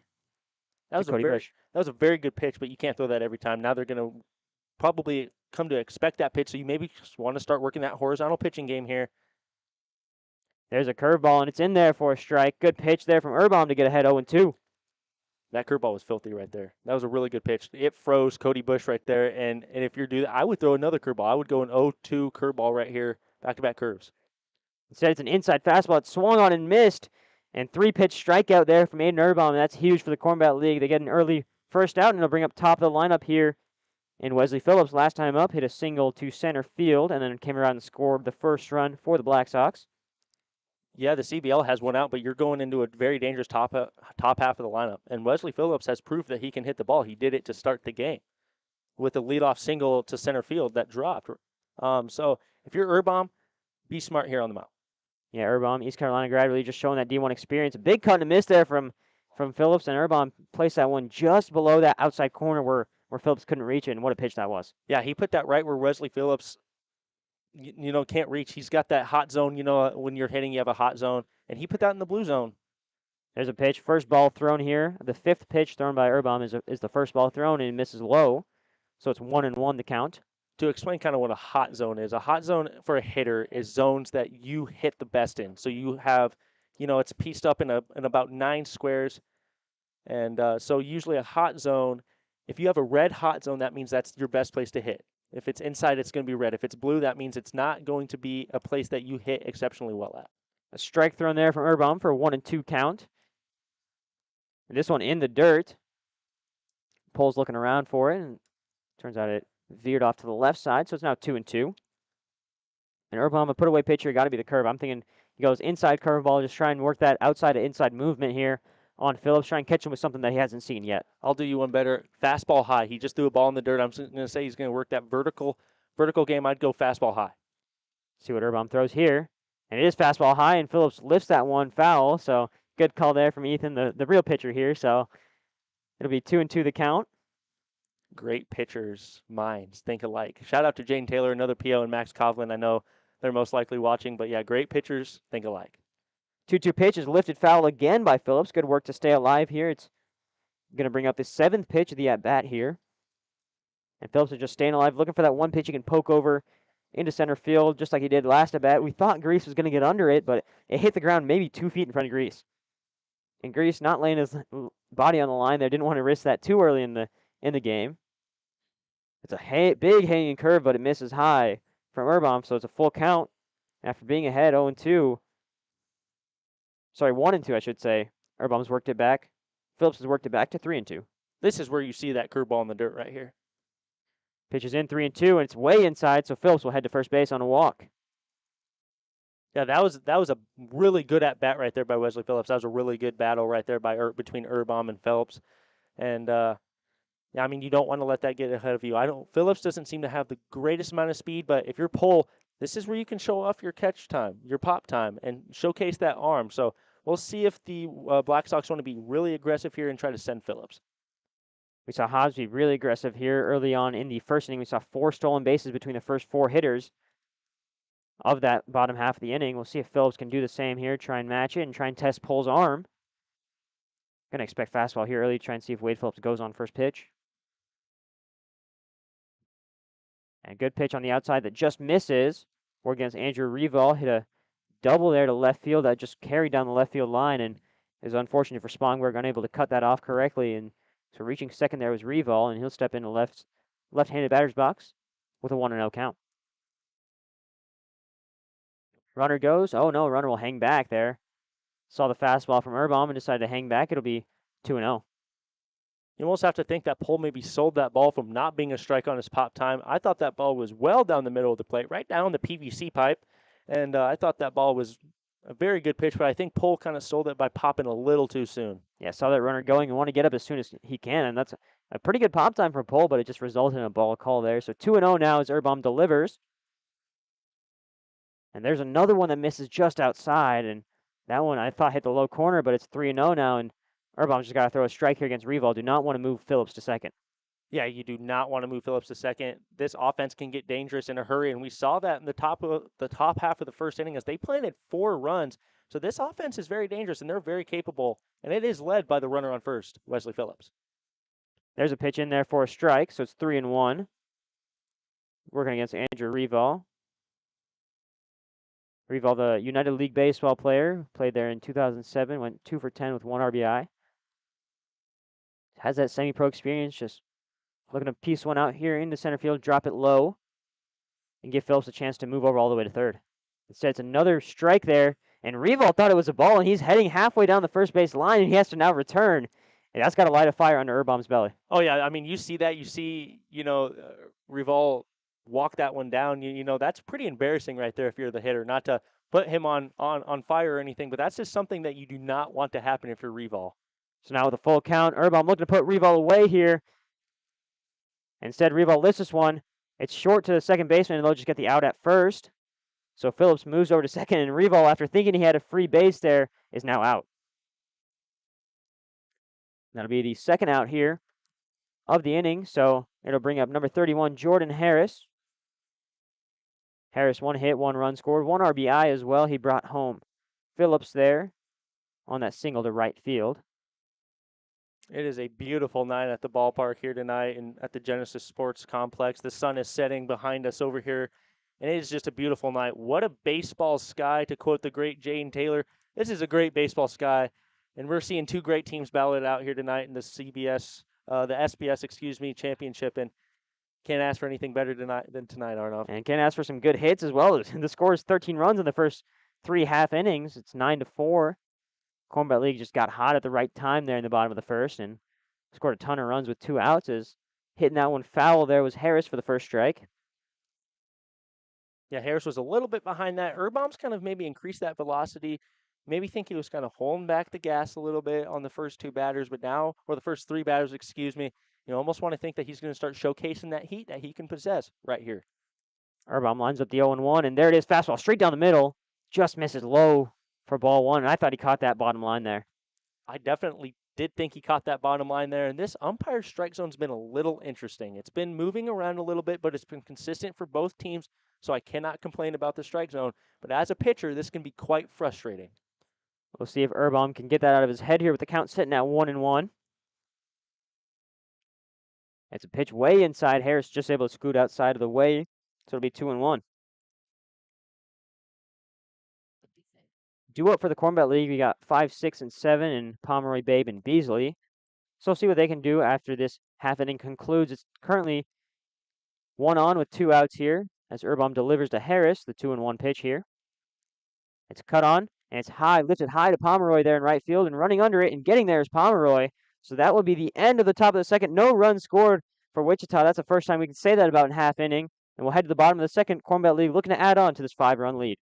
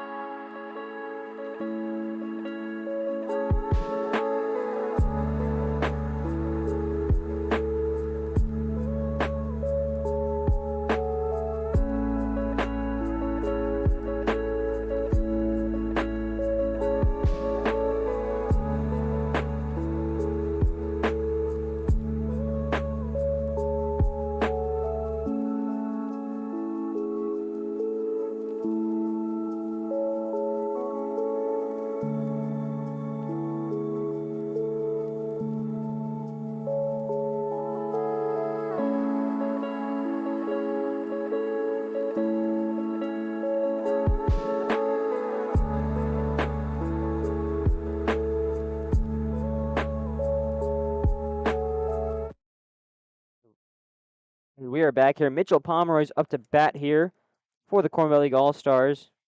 Last time up, Pomeroy went up. He hit a single there and then scored after stealing second base. Pomeroy's got a lot of speed there. Big, lanky frame, but he can move. Oh, yeah, that big, lengthy frame does not do him justice. He can move. Yeah, like you said, he can move, and he can also swing the bat very well. So, you know, this Corn Belt lineup is just, it's dangerous 1 through 9. You know, if you get the 9 hitter, you've got to go 9, 1, 2. If you get the 7 hitter, 7, 8, 9 can get on base as well. So it's really just pick your poison if you're the Black Sox here. First pitch is in there from Garcia. It's lifted right to the second baseman, and making the leaping catchers is Bamer. So Pomeroy takes the first pitch and lines out to the second baseman. Yeah, that was a really good play. I thought he jumped a little too early, but that he's showcasing those hops for his age. That's really impressive right there for Bamer. And yeah, I mean, good job right there by Pomeroy though on taking that first pitch. But that was a really good play by the second baseman, saving a hit and potentially getting something going for the CBL team. Gonna bring up Hunter Babe, and like you mentioned, the athleticism for Bamer, that PE teaching comes in clutch there for that hop as he's able to get off the ground and get up and catch that ball. He's used to dunking on kids. That time he raised the ladder, took a couple steps up, and got that ball. Babe lifts this one off the ground. Will it go foul? No, it will not. It'll stay fair. So that's 2 quick outs here for Garcia. He's working very efficiently in the second inning. Yeah, I mean, the key to the game for me early was response, and Tate has done exactly that. He's responded. That's 2 pitches, 2 outs right there for Tate. And a whole key here has been pitching to see if, you know, Tate and Erbaum can go deep into this game after replacing the starting pitchers early. Tate's kind of proved that he can maybe carry into the 4th or 5th inning here. Going to bring up Ty Beasley last time up. Very intelligent base running as he worked a full count walk and then ended up scoring a run after a few walks and a few hits as well. First pitch is taken for a ball. 2 on, nobody out. Sorry, other way around. Nobody on, 2 outs for Beasley. Garcia looks to deliver here the 2-0. Garcia misses that one wide for 3. And, you know, he's going right down the middle here, just looking to get a strike on the board. It's a red light for Beasley. Maybe you do, though, give him the green light just to maybe see if he can break out of the slump if he gets his pitch. And instead, it's a walk, so the red light from Beasley, a good call there, and he'll head over to first on a 4-pitch walk.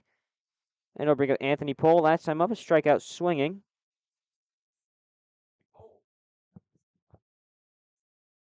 So Garcia, after coming in relief here, 2 quick outs, but then a 4-pitch walk to Beasley to bring up Pohl.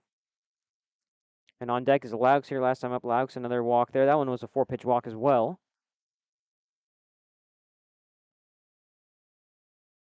First pitch way outside. It's been 5 consecutive balls thrown here by Garcia. He's looking to get back into the zone quick.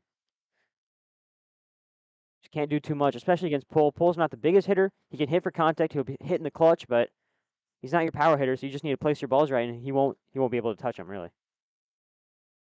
And right on cue, there's one inside in the outside corner for 1-1. Good call right there, Arnav. I'm pretty proud. Your baseball IQ is growing. I like that call right there. You predicted it correctly. Let's see if you can go back-to-back. Oh, gosh, that's a lot of pressure to put on me here, but I'm thinking we'll go fastball here. Change the eye level. He went low on the last pitch with an off-speed changeup, so I like it. See if he likes the high cheddar here. We'll see what Garcia throws on the 1-1. And there it is, and Pohl lifts this one deep to center field, but it looks like it'll be right there, caught on the Genesis Health Club's logo in center field for the 3rd out of the inning. Pohl unable to get anything to move Beasley, so we'll head to the top of the 3rd. Still a 5-run lead for the Corn Belt League All-Stars.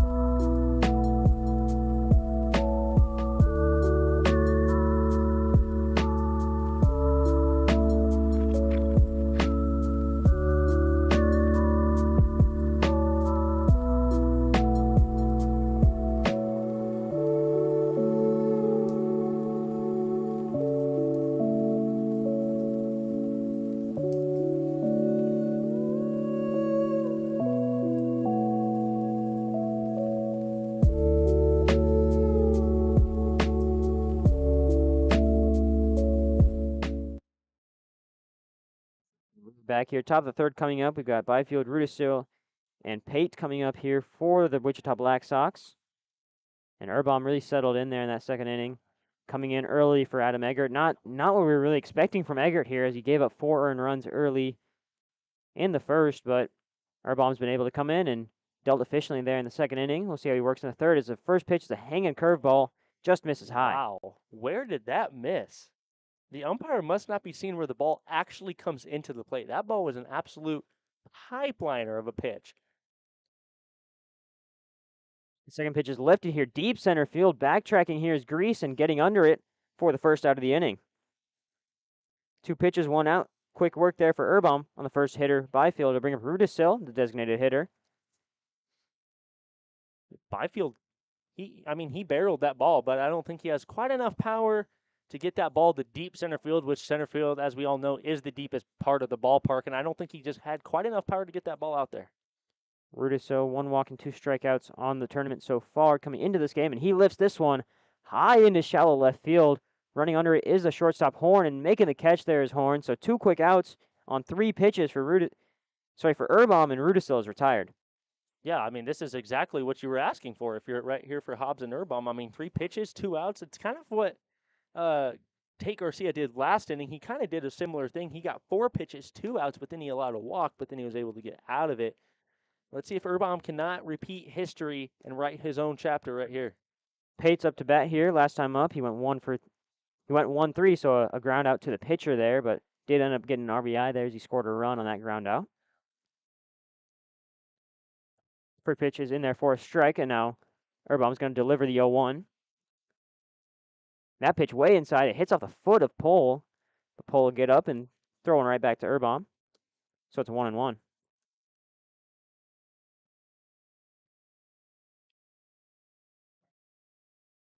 Pate just looking to deliver something here with 2 outs. Get on base and bring up Sibley. Last time up, he reached on an error by the shortstop.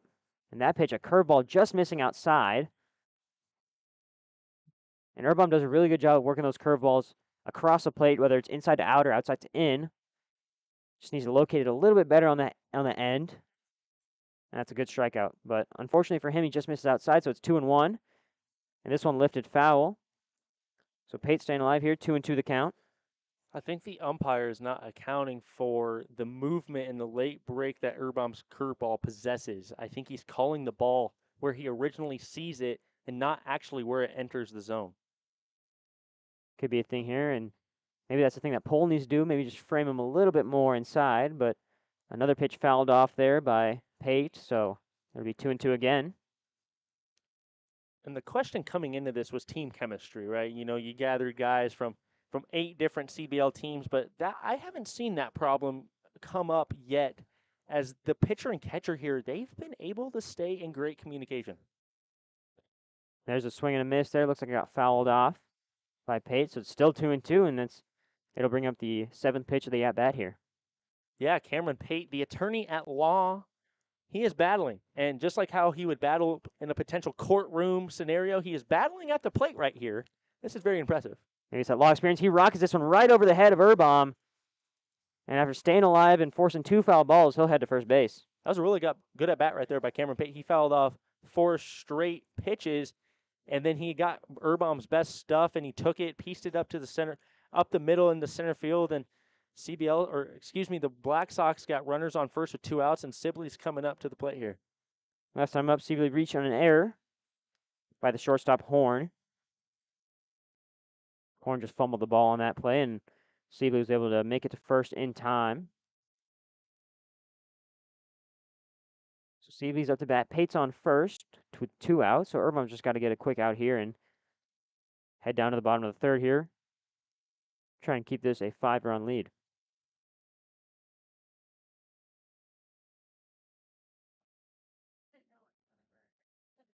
Pitches in here. The pitch is fouled back by Sibley, and if there was no net, it would have gone way to the right of us. No, I don't know if I disagree. I think I would have ran right over there and made that play. You know, maybe one day when they get rid of nets and get rid of windows, you'll be able to make those types of plays, but instead it's the 0-1 here. And Urbaum taking a long time looking in at this signal. He'll check the runner at first and get set. And Urbaum here is delivering the 0-1. And it's in there on the inside corner for a strike. Good pitch there from Urban. Release that one a little bit higher, but with that downward force, gets that downward angle to go low. And then now I'm expecting curveball high here. Just an off speed. You have to throw in 2 straight fastballs. Let's see if you're right, Arnav. That's a bold prediction. I'm gonna do you one better. I'm gonna go curveball low. He has 3 waste pitches. Curveball low. Urban ready's the 0-2 here with 2 outs, and it's a fastball. So sticking with what had worked, but he misses that one low for 1-2. Did us both wrong there, Arnav. Did us both wrong. Yeah, I mean, with a curveball with movement like his, you'd expect Urban to be throwing it a little bit more, but instead he's sticking to what worked there and just missed, and maybe he'll go with it now.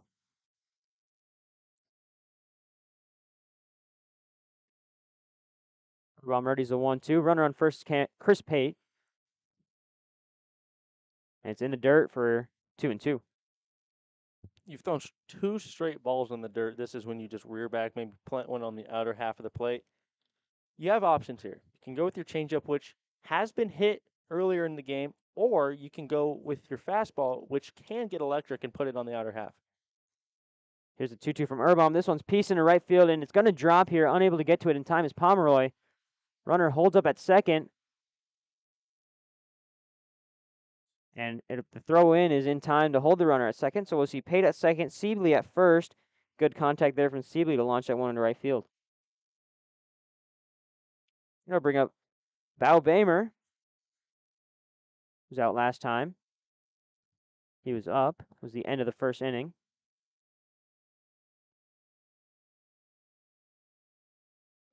Hit that ground out to the third baseman. Now he's up trying to push the Black Sox back into this one. You got to think here single scores a runner from second and Chris Pate.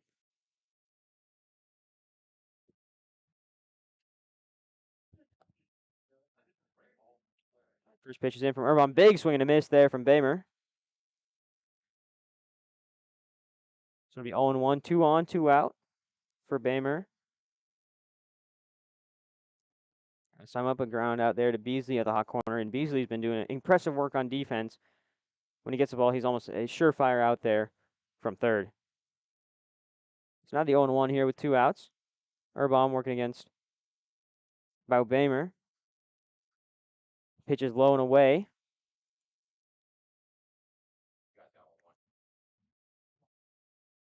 I'm actually going to stand corrected here. Looks like they put in a pinch hitter. Looks like Frias, number 31 here. Joel Frias, 0 for 3 with 1 walk and 2 strikeouts on the tournament so far. So we'll see what happened to Bao Bamer, but Frias in there for now, and the count's sitting at 1-2. Maybe the Black Sox are just trying to vary bats here, give different guys a chance to hit off the pitchers, and maybe just trying to kind of maybe work through their bench. We'll see here the 1-2 from Urban, and it's low, and Pole, good stop there to hold the runners at first and second. And now it's 2-2 here for Frias. Really good stoppage right there by Pole behind the plate. Did a good job of letting that ball travel into your chest, into your glove. And that's what you want behind the plate. You want a workhorse behind the plate. And Pole so far has been proven that he can do it. Big swing and a miss there, and it's a strikeout swinging for Frias, and it'll be the end of the inning. End of the top half of the inning for the Black Sox. No runs on 2 hits for the Black Sox. Sorry, 1 hit for the Black Sox. Actually, I'm gonna stand corrected. I had it right the first time. It was 2 hits for the Black Sox. We'll head to the bottom of the third. Cornbelt League holding on to that 5-run lead. We'll have the second, bottom of the third when we return.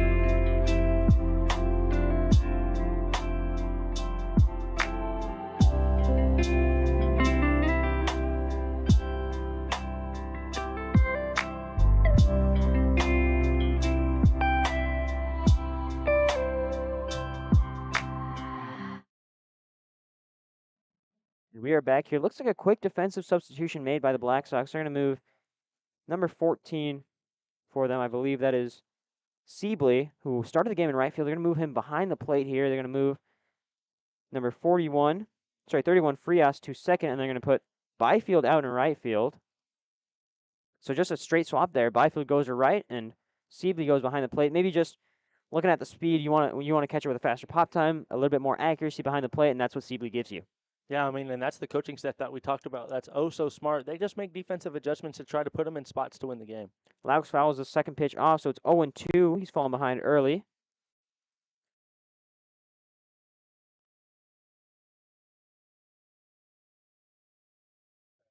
So now Laux will line up behind the count here, 0-2, just looking to stay alive, working against Garcia, who's been pretty efficient today. Worked a very good second inning, and Laux hits this one straight up the middle, moving to it there. Is the second baseman Frias, and the throw one hops to the first baseman, but it's there in time. So Laux will be out on the ground ball. That was a really good play right there by the first man, that Cameron Pate. That was a really good pick. That was a little bit of a poor throw by the second baseman, Joel Frias, but that was a really good pick right there by Pate, who has had a very impressive game so far. He's made good picks over at first, and he's had really good plate appearances. So Cameron Pate, the attorney at law, is laying down the law for the Black Sox. I'm going to correct you here. It's Chris Pate, not Cameron Pate. But yeah, a very effective game here. He's shown himself very effective in the field as well. That first pitch is in the dirt for ball one against Spongberg. Spongberg reached base both times he's been up. First time up, it was a hit by pitch, and then again in the first inning, he went up and hit a double that brought in 2 runs. Now he's up here in the bottom of the third. So third plate appearance here for Spongberg, and he checks swings here on a strike. Good curveball there from Garcia, finding the low corner. Yeah, Garcia's really settled in. After starting and struggling and maybe seeming a little startled early, he's done a really good job of settling in, calming down his stuff, trusting his wrist and trusting his fingers and his metrics on his fastball. There's another pitch low and way inside on Spongberg, so it's 2-1. Spongberg done a great job of just letting the pitches come. He's not trying to force a swing at anything, really. He's going to wait for his pitch and jump on that when he sees it, just like he did in the second at bat in the first inning. He launched that one into right field, and it's just, with his speed, he was able, it was shallow right field, it was heading towards foul territory, but, Sibley over there in right field at the time had enough speed to get over there, but Spongberg was just too fast and made to second with ease. And there's another pitch in the dirt from Garcia. So after getting settled down, he's lost it a little bit here against Spongberg. 3-1 the count is, and Spongberg's got a green light here. You know he's going to try and throw a strike here, and Spongberg's going to try and put one out in play. Yeah, Spongberg definitely has a green light here. He's one of those offensive threats that you got to get going. And says a pitch way inside, so Spongberg will head to first base on the walk. It's good work there from Spongberg to draw the walk, and you know he'll be headed to second at some point soon here as quick substitution for the Corn Belt League. It'll bring in number 25. That's Caleb Copeland from Bethany College, played for the Crop Dusters, another one of those fast outfielders. He might slide into left field and kick Danny Spongberg out into center. We'll wait to see the top half of the inning, but it's a quick substitution. Grease's day will most likely be done as Copeland comes in. First pitch there is a strike.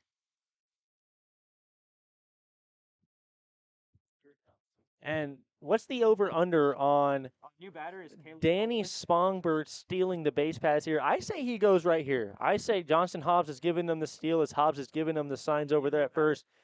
I say this is when you start playing the cards. Do you have the ace of spades in your hand, or do you have the joker? And Hobbs likes to play the ace of spades right here, and I think he's going to send Spongberg as he does. That was a good pickoff move, though, but Spongberg is just way too fast. Oh, my goodness. What a great run there from Spongberg. Garcia had the pickoff. He threw it to the first baseman, and Spongberg just took off and said, "This bag is mine." Yeah, he picked him off. That's a really good pickoff move, and Spongberg is still so incredibly fast that he beat the throw. You just don't see that very often.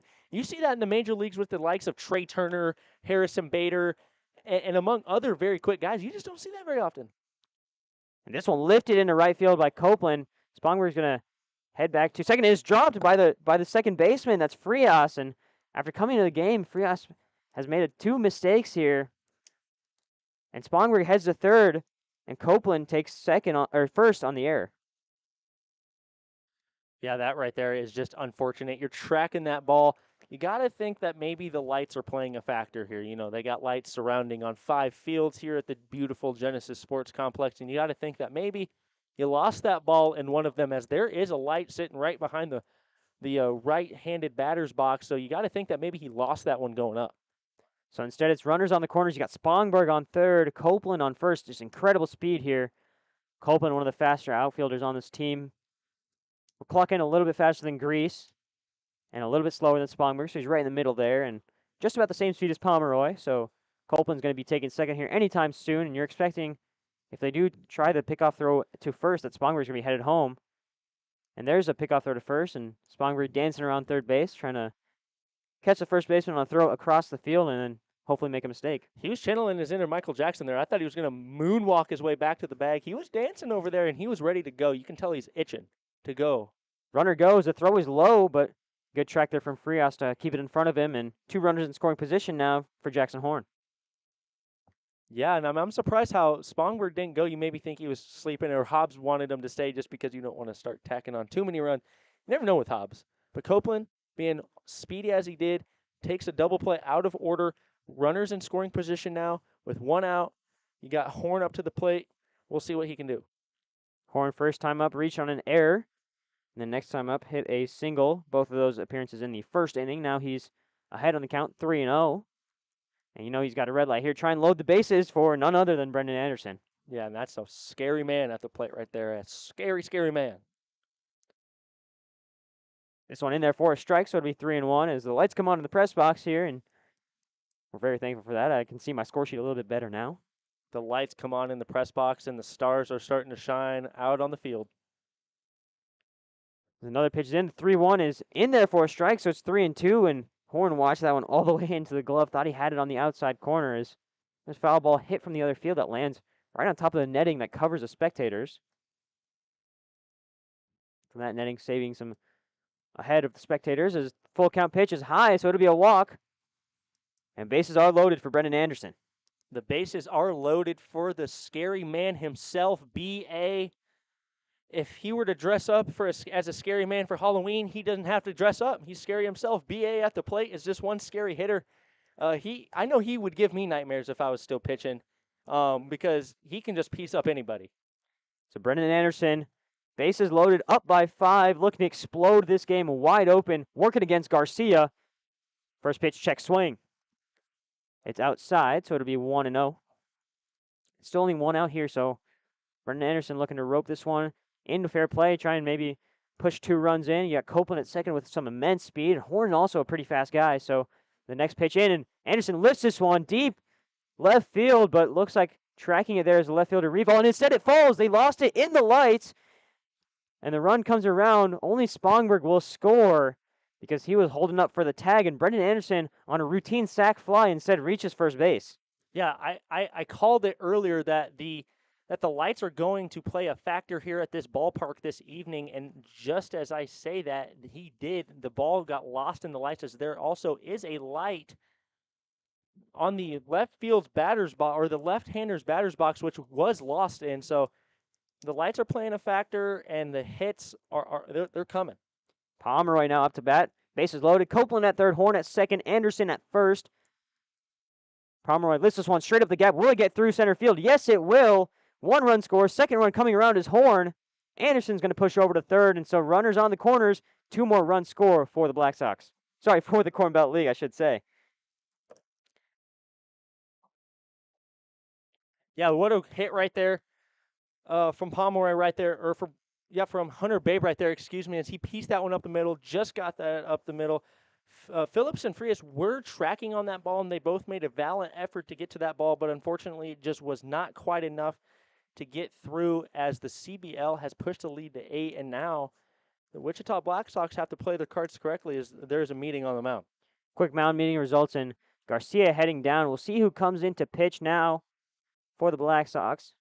Looks like going to bring in a player who we do not know the number of yet, but we'll have you introduced to him when we return. Corn Belt League taking an 8-run lead here. Runners on the corners with 1 out when we return.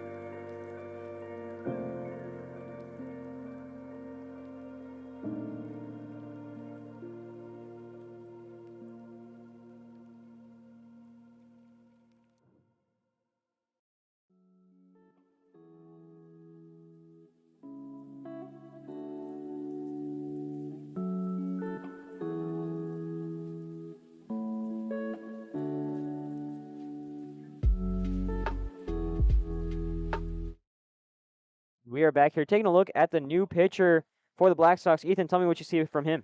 Yeah, Devin Welsh has gone 6 innings, 2 hits, 1 run, no earned runs, 2 walks, 7 strikeouts with a 0 ERA. And watching him in warm-ups here, he's got a pretty basic arm angle, but he really does kind of sling that ball down to the plate. He does have velo, which these Corn Belt guys can time up pretty well. They've proven to do that, but he's a very dangerous hitter with a very high strikeout to walk ratio. So look for him to come in and maybe start dominating that outer half of the plate, working high. He kind of was working outer half and high in his warm-ups. So you got to think that maybe he's going to be setting up to put some damage there. Yeah, product from Barton Community College, and now works as an analyst for Textron Aviation. So just playing some adult league ball on the side, and the first pitch is in there for a strike, working against Hunter Babe. Yeah, I mean, he had that slingshot effect right there, and you could tell that Hunter Babe was not quite ready for that, and he really slang that one in there. And for Garcia, it's 1 2/3 innings pitch, 41 total pitches, 46.3 strike percentage, just a little bit better than good. 3 hits given up, 4 runs, 2 earned, 1 strikeout, 4 walks. So almost similar stat lines, but Garcia goes a full extra inning than good. It'll bring up the 1-1 here for Babe, and Babe rockets this one. It'll go into the next field over. Thankfully, nothing happening on that field right now. I believe it's just a game. I believe it's a home run derby on that field over there. So Hunter Babe will set up again with the 1-2.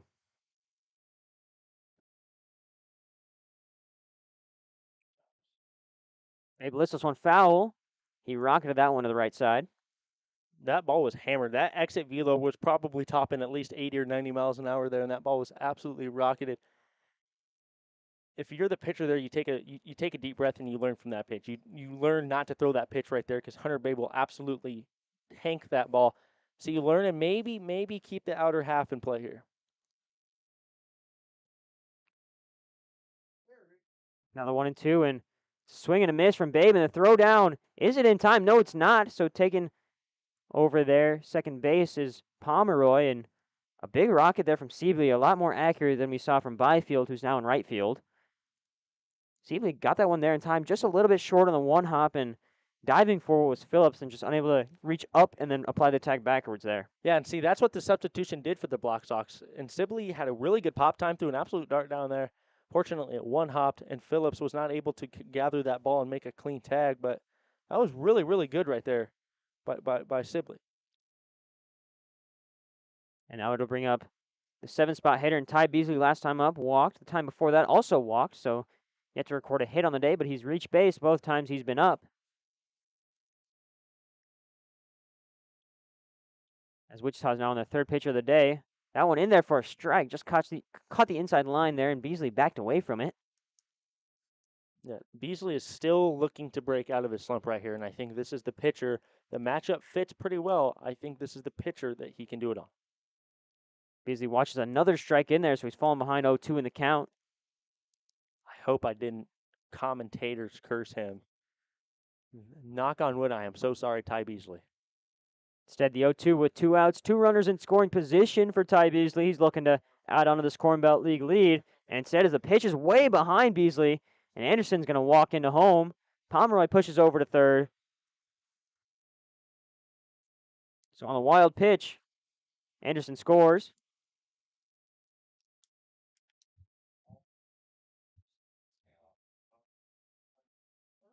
18-4, the score sits now. And Welch on the mound just looks really disappointed with that one. He let that one go way behind in his release point and just rocketed it. And you mentioned that slingshot motion. That's got to do him dirty there. He was trying to rocket it inside on Beasley. Instead, just goes behind. Yeah, he let go of that ball way too early. The next one is missed as well, so it's 2-2, and good plate discipline there from Beasley not to swing at that one. Yeah, Beasley's worked himself out of behind from this count. Now he's even the count at 2-2. This is one of those quality ABs or quabs, as we like to call it in the baseball statistical world. Beasley rockets one foul. So staying alive here is Beasley. 2-2 count. 2 outs, 2 runners in scoring position. 1 runner in scoring position in Pomeroy at third. Anderson did score on the wild pitch. This CBL team possesses a lot of quabs or quality ABs. And I'll talk about here in a little bit what a quality AB consists of, but this Corn Belt team has a really good job of doing them. There's a pitch in the dirt, so 3-2 the count sits at. Gonna bring up the 8th pitch of the at-bat here for Beasley. And Welch looks tired of Beasley. He's taking a step off the rubber here into gathering his thoughts. Took off his hat, run his hands through his hair. Just showing the signs of some nervousness here in this full count against Beasley. Nervousness, fatigue. Oh. And there's a strikeout looking, just catching the outside line there, and Beasley will walk back dejected. But the Corn Belt League scores 3. It's 12. Sorry, scores 4. It's 13-4 now the score. We'll head to the top of the 4th. Due up for the Wichita Black Sox, we're going to see Cody Bush, and then back to top of the lineup in Wesley Phillips and Andrew Reval when we return.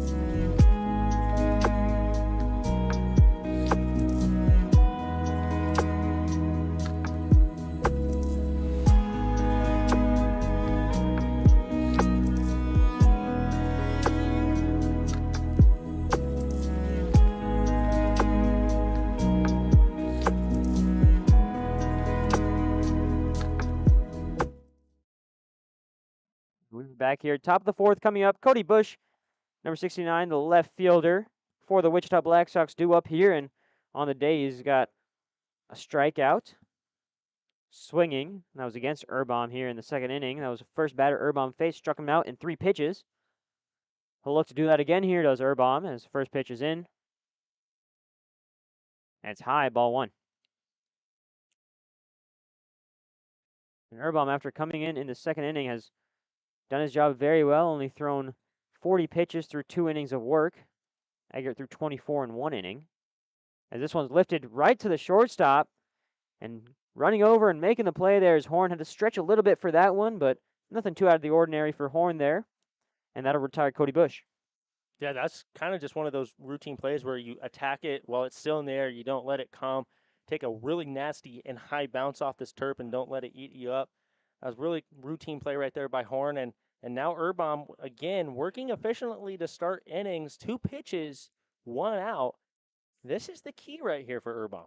Yeah, you want Urbaum to go deep in this game. You want him to last to at least the 6th, if not the 7th inning, and then you can bring in potentially Wing. You have Kate Owen still in the locker here. This one's a line out to left field, but it'll hit the ground, and Copeland will toss it back in from left.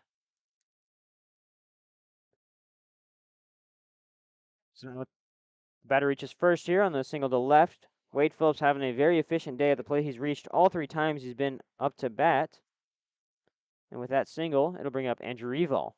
Wesley Phillips is such a complete player. He is really good defensively, really good at the plate. And that D1 experience is really, really showing out here for Wesley Phillips and the Black Sox today. Reval on the day hit a double and then grounded out to the second baseman, but advanced the runner. So pretty efficient day here for Reval. He's looking to push Phillips to second or third here with the single. And we still haven't yet to see like the true speed of Phillips here, as there's a pickoff throw to first.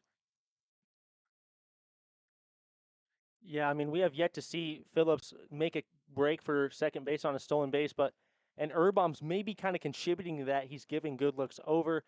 The pitchers have been doing a good job of keeping Phillips stuck on first. Pitch is in here. It's straight down the center. It'll go to the shortstop. They're going to try and turn 2 here. Quick throw to second, and Phillips took out the second baseman as he was trying to catch it. Laux went heels up as he got slid into there by Phillips, and it'll put runners on first and second. That is not a smart play right there by Horn. You do not want to make that throw. You do not want to put PJ in a danger to do something like that. That is such a close play. PJ is lucky to be walking away from that unscathed and uninjured. But that's just a play where you take your guaranteed out at first base. You have 2 outs with the runner in scoring position. That's just one of those where you just take the guaranteed out. Yeah, it's just poor from Horn. He sat back and waited for that ball to come to him and then try to go for the double play. That's just never going to work out, and Raval's not the fastest guy out there, so you can definitely get that out on first in time. As this one's lifted deep into left center field. Getting under it is Copeland. He'll try and get the out at second, but returning to second base in time is Phillips, and good movement there from Copeland to get the out. Yeah, 1 pitch, 1 out right there for Harris, and Copeland did a good job of tracking on that ball, but Harris did a really good job of seeing that first pitch, did not let Urbaum get into his bag there and work a count. Harris just took the first pitch he saw, took it to left field. Copeland tracked it. There's 2 outs. It'll bring up Braxton Byfield, now playing in right field. Moved from the catcher position out there and put Sibley back in the catcher spot. With 2 on and 2 out. 1 runner in scoring position at second base is Phillips. This one, a shot up to the shortstop. Horn, is he able to make the play? He flips it to second and gets the third out. We'll head to the bottom of the fourth. Corn Belt League up by 9. Due up for the Corn Belt League. We're going to see Anthony Pohl, PJ Laux, and then back to the top of the order and Danny Spongberg when we return.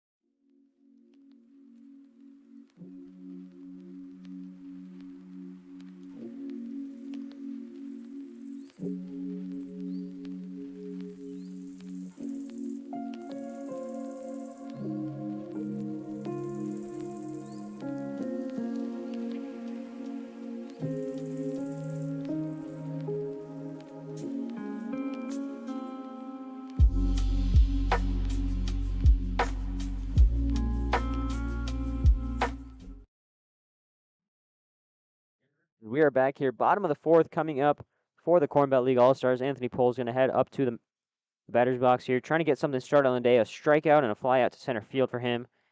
Not really establishing anything here in the 8th spot, but he'll look to change that here as he faces off against Welch here. Devin Welch came in, pitched 2/3 of an inning there to close out the bottom of the third through 12 pitches in that 2-out situation there. And Pohl's looking to deliver here as the first pitch is low and away for ball 1. Yeah, at the end of the inning, last inning, Welch was starting to show signs of fatigue, starting to show signs of maybe a little bit of nervousness and anxiousness out there. So we'll see if he's gathered his emotions here. As this one is poked right over the second baseman's glove there. Back there in second base, number 33, Joe Frias for the Wichita Black Sox. And it's the first hit of the day for Pohl, and that's a huge confidence boost for him. I thought that was definitely a catchable ball, though. I just think Frias maybe ran too much on that and didn't account for the wind, maybe carrying that ball out a little bit. And Pohl was just able to maybe put a little bit of a lawn dart out there, but I thought that ball was definitely catchable for Frias. I bring up Laux, and Laux a big cut at the first pitch. That's low and away, but it'll go strike 1 for him because he wanted all of that one. Oh, Laux is seeing the ball incredibly well, and you can definitely tell right there on that pitch right there that he's seeing the ball well out of the hand from no matter who's pitching. It's a throw back to first. Safe there is Pohl. A little bit of a late track there from Pohl. He kind of stumbled on his way back, but able to make it back safely and get a hand on the hand on the bag is Anthony. That was a brilliant pickoff move right there from Welch. That was one of the quickest jump picks I've ever seen. And that was a really good pickoff move, and he almost got him there. Another pitch that finds the outside line, so it's 0-2 against Laux. Last time up, Laux grounded out to the second baseman. Before that, reached on a walk and ended up scoring. Laux in his first game of the tournament. As the 0-2 is delivered here from Welch, and Laux, big swing and a miss. It'll be strike 3. So 3 straight strikes on PJ Laux, and he'll head back to the dugout. And I'll bring up top of the order and Danny Spongberg. I like that pitch mix right there that we saw from Welch. He went fastball, change up fastball. That was a really good pitch mix because you set up the speed, then you take a little off, and then you bring the heat again. I really like that pitch mix, keeping Laux kind of off on his toes and also accounting for the runner and pull on first base. So Welch, after struggling a little bit to end the inning, has responded very nicely here in the bottom half of the fourth. Yeah, got a good 2 outs to end the inning. He struck out Hunter Babe and then struck out Ty Beasley. Now another strikeout here on Laux. So 3 quick strikeouts out of the last 4 batters here for Welch. And with Pohl on first, brings up Danny Spongberg. Reached every single time he's been at bat. 2 times in the first, 1 time in the third. Looking to do it here in the bottom of the fourth. Big cut there from Danny Spongberg. It's 1-1. And Welch, it looks like he's gotten a lot better, right? You know, it looks like he's starting to rear back more. He's bringing that fastball behind his head a lot more. And he's hiding the ball from these hitters, and these hitters are having to actually guess and be really efficient with their guesses on every pitch. Spongberg fouls that one off, so it'd be 1-2. This will be a huge strikeout here. Spongberg, who's reached base every single time, and Caleb Copeland last time up, who reached on an error by the second baseman there. As Spongberg settles in, he's extended his stolen base streak, he's extended his hit streak, but he's looking to add more here as Corn Belt League wants to get this one done and dusted quickly. As this is a throwback to Pohl, but he's there in time. Danny Spongberg is very comparable to the late, great Ricky Henderson. Hits for contact, has great speed, but can take a ball out if he needs to.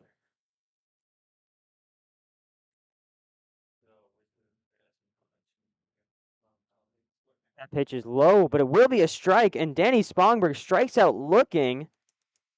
So he'll head back to the dugout. It'll bring up Caleb Copeland with 2 outs. I thought that was a very favorable call right there on the pitcher's behalf from the home plate umpire, the man behind the plate. But you don't let that at-bat define you. If you're Caleb Copeland here, you go up there and you expect the strike zone to maybe be expanding a little bit, so you have to be a little bit more aggressive. Score is 12-4 here. As throwback to Pohl is there in time, and they get the pickoff. Third time's a charm for Welch as he finally gets Pohl sleeping, and Caleb Copeland will head back to the dugout. We'll see him lead off in the top of the 5th, but for Pohl, that's just an unfortunate error. You can't be caught sleeping like that. Oh, no, you cannot be caught sleeping like that, but I had a feeling it was going to come because Welch has such a quick and efficient spin pickoff move. It was only telling that Pohl was going to get picked off. And for the Black Sox, it'll bring up Rudisil, Pate, and Seabley when they return. They're trying to come back from an 8-run deficit when we return.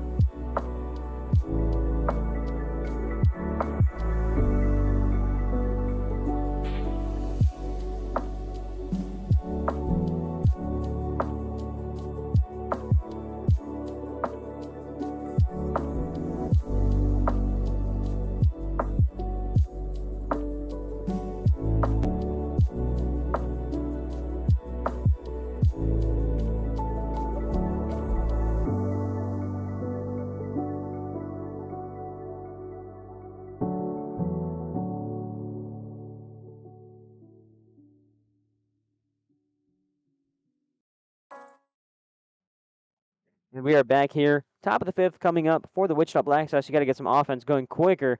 Aiden Erbom settling into his groove slowly, and it's Rudisil up to bat here. Last time up, he popped out to the shortstop. Before that, quick little 6-3 play for the first out of the first inning. And the 5-spot hitter, the designated hitter, Rudisil lifts this one high. It looks like it could be a play here for Erbom, who gets under it and makes the first out of the inning. First pitch, first out for Erbom. Yeah, like I always like to say, pitchers can field too. You know, yeah, pitchers win Gold Gloves in the major leagues. Erbom showcases the leather there. Good job reading that ball. One pitch, one out. He's had 3 straight innings where he's gotten 6 or 7 pitches and have been able to get 1 to 2 outs. Remember Chris Pate last time up, a single to center field and then advanced to second, but then was left stranded. Before that, a ground out to the pitcher. So he mentioned pitchers fielding as he watches the first pitch straight down the middle for strike one.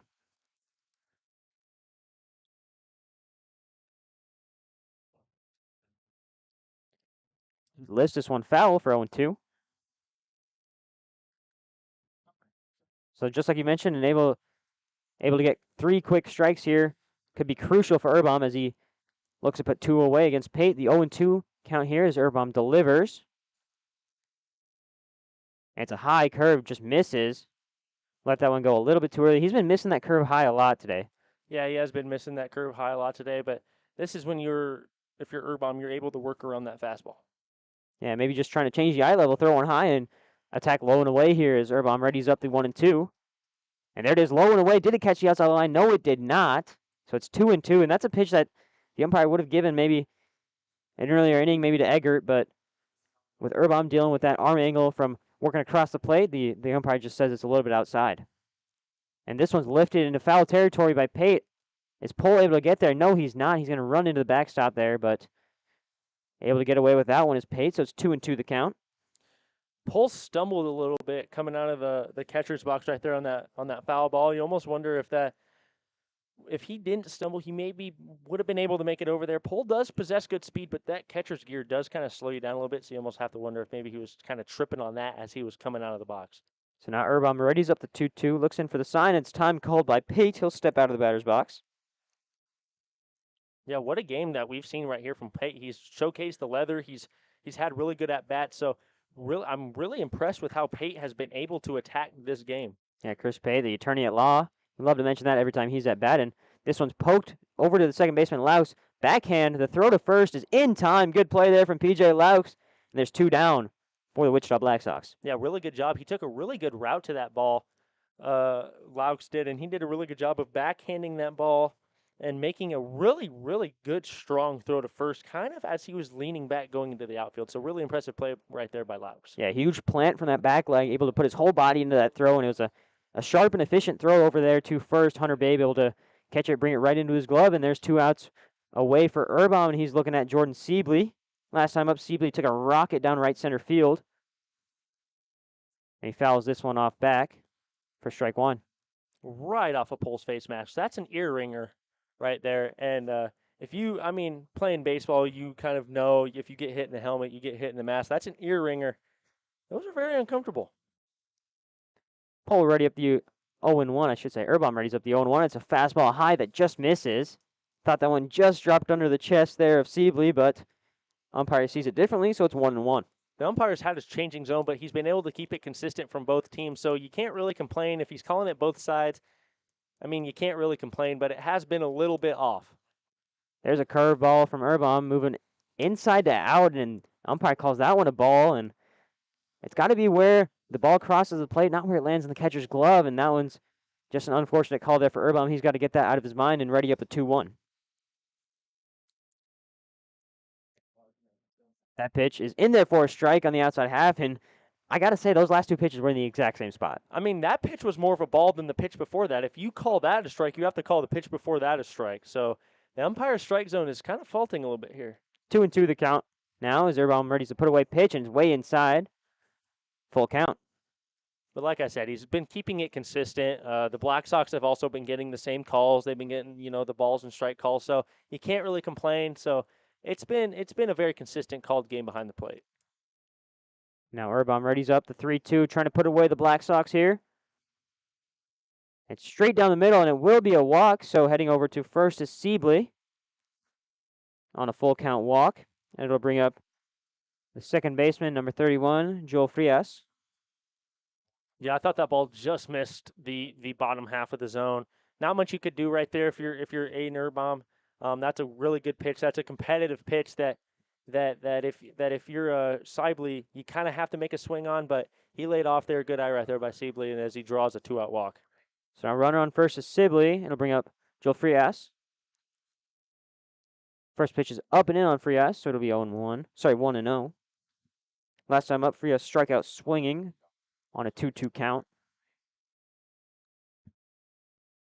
Now with the count 0-1, Erbom checks back at first and now readies up the pitch. It's in there, inside line, 1-1. Great pitch there from Erbom. Erbom's been really good at finding that inside line and the outside line and varying between those two. He loves that inside-out movement on his curveball, but hasn't gotten the calls from the umpire that he needs today on that pitch, so he's sticking to that fastball. Big cut there from Frias, but it's fouled directly back, so it'll be 1-2.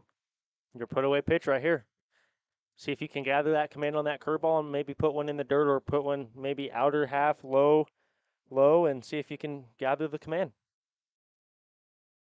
If you're Frias, you got to be expecting an off-speed here, so potentially Erbom just tries to blow him by with a fastball. Counts 1-2. Erbom running up the put-away pitch here. 2 outs, 1 on for the Black Sox, and it's a fastball. It's a chopper over to second base. Can Laux get there? Yes, he can. A quick throw over to first, and there goes the Wichita Black Sox top half of the inning. We're going to head to the bottom half. Belt Omaha leads by 8 runs. It's 12-4 the score. Due up for the Corn Belt League. We're going to see Copeland, Horn, and Anderson when we return.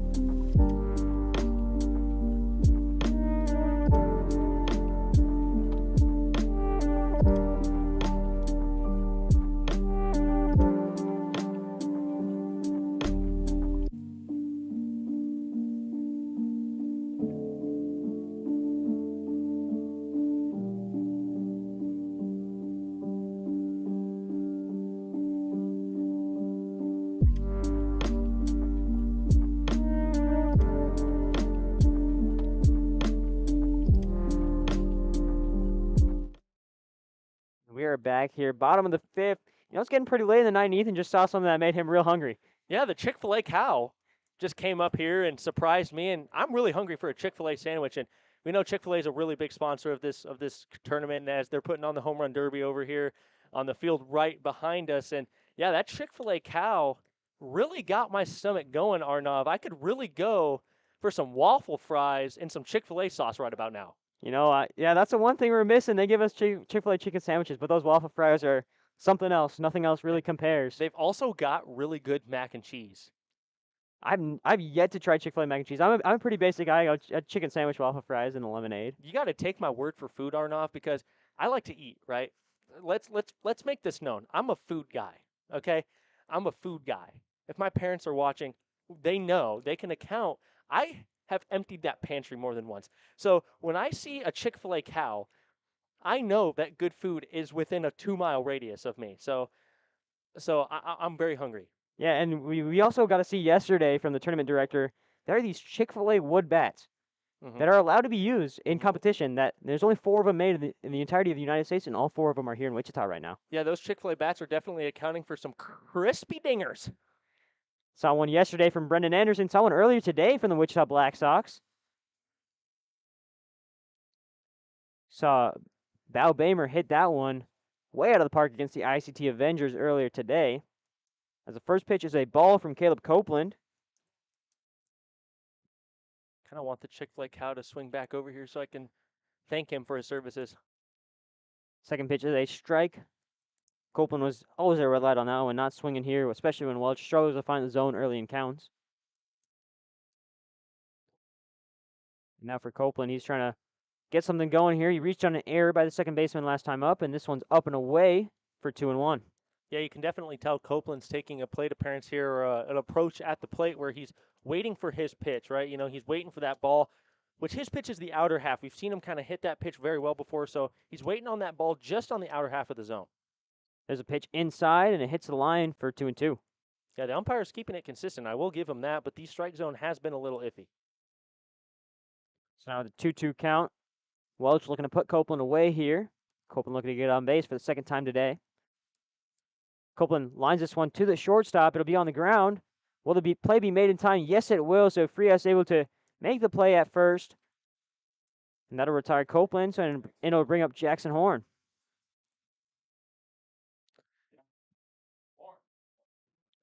So Jackson Horn up at the plate now. In 3 plate appearances, he has reached all 3 times, scored 1 run today. First reach on an error, then reach on a single, and then reach on a walk. So looking to put one into play here, bring up Brendan Anderson with only 1 out. Horn looks at the first pitch outside for 1-0. Yeah, that's a pitch that was called a strike earlier in the game, just in the last inning. So you got to wonder where the umpire's looking here. There's a pitch, another ball there, so it'll be 2-0.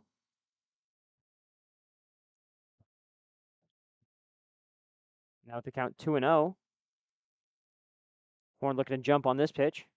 And he will do exactly that. He lifts this one into left center field, but it's right at the shortstop who's playing very deep there. And Wade Phillips, some intelligent fielding there, started it a little bit deeper than where his normal position is, and he's able to just walk back there and pick that one up. That ball died in the air. I thought that ball was going to be a deep shot to the gap, but that ball just died up in the air. And yeah, Phillips was positioned kind of deep shortstop, maybe kind of playing up in the outfield a little bit, and he was able to track that one down. That's really good defensive positioning and awareness right there by Phillips. I bring up Brendan Anderson with 2 outs. First pitch is in there for a strike, catching that inside low corner there from Welch. And Welch is really settling in here.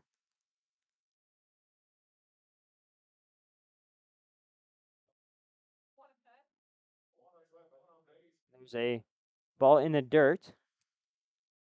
Welch has retired the last 4 batters he's faced now, 2 with strikeouts. Struck out Laux and struck out Spongberg, and then caught Copeland on the ground ball to second, and then gets Horn on that fly out into a very shallow center field that was caught by Phillips' shortstop. As Brendan Anderson turned his whole body into that one and just fouled it off. He was really early, but that's a pitch that if he times it correctly, Anderson can send a lot further. Oh boy, does Brendan Anderson love the inside pitch.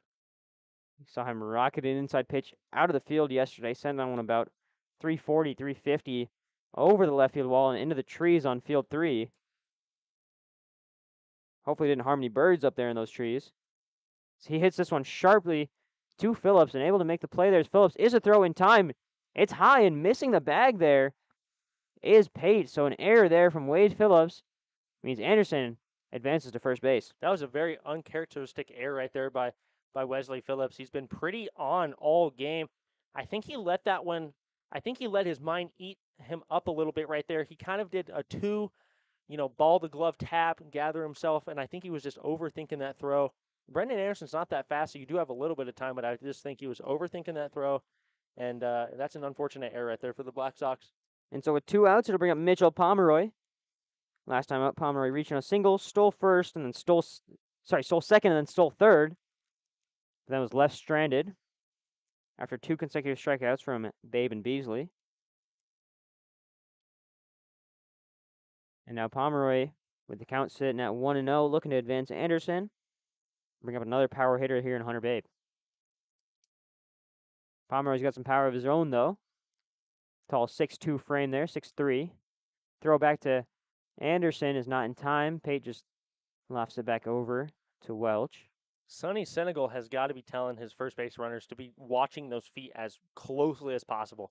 Welch has a very quick pickoff move, and these guys have been barely able to get back. As you mentioned, caught Anthony Pohl sleeping last time. There's another pickoff move. Did he get him? No, he did not. That one was a lot closer than the first time. I've seen a lot of pickoff moves in my day, from the majors to high school to college, every level. This is the most efficient one I've ever seen. It is the quickest jump pick I think I've ever seen, and it is very efficient. Very accurate as well as Pomeroy lifts this one. Will it get over the second baseman? Yes, it will. It drops into right center. Anderson's chugging along. Is he going to go home? Hobbs sends him home. Will the throw be in time? Yes, it is. And he got him at home, so there's a third out of the inning. Hobbs being a little bit too aggressive with Anderson, who's not the fastest guy out there, and we'll head to the top of the sixth. It's still an 8-run lead for Omaha.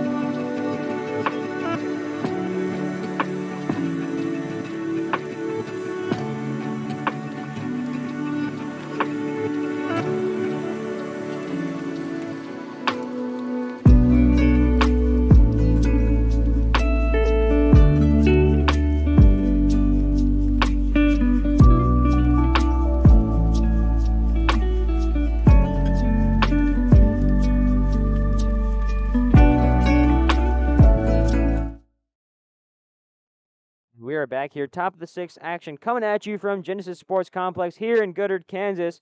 A beautiful night. The lights are shining. And for the Wichita Black Sox, we're going to see number 69, Cody Bush, out there.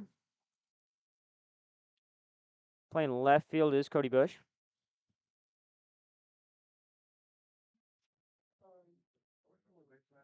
First pitch misses. Ball one.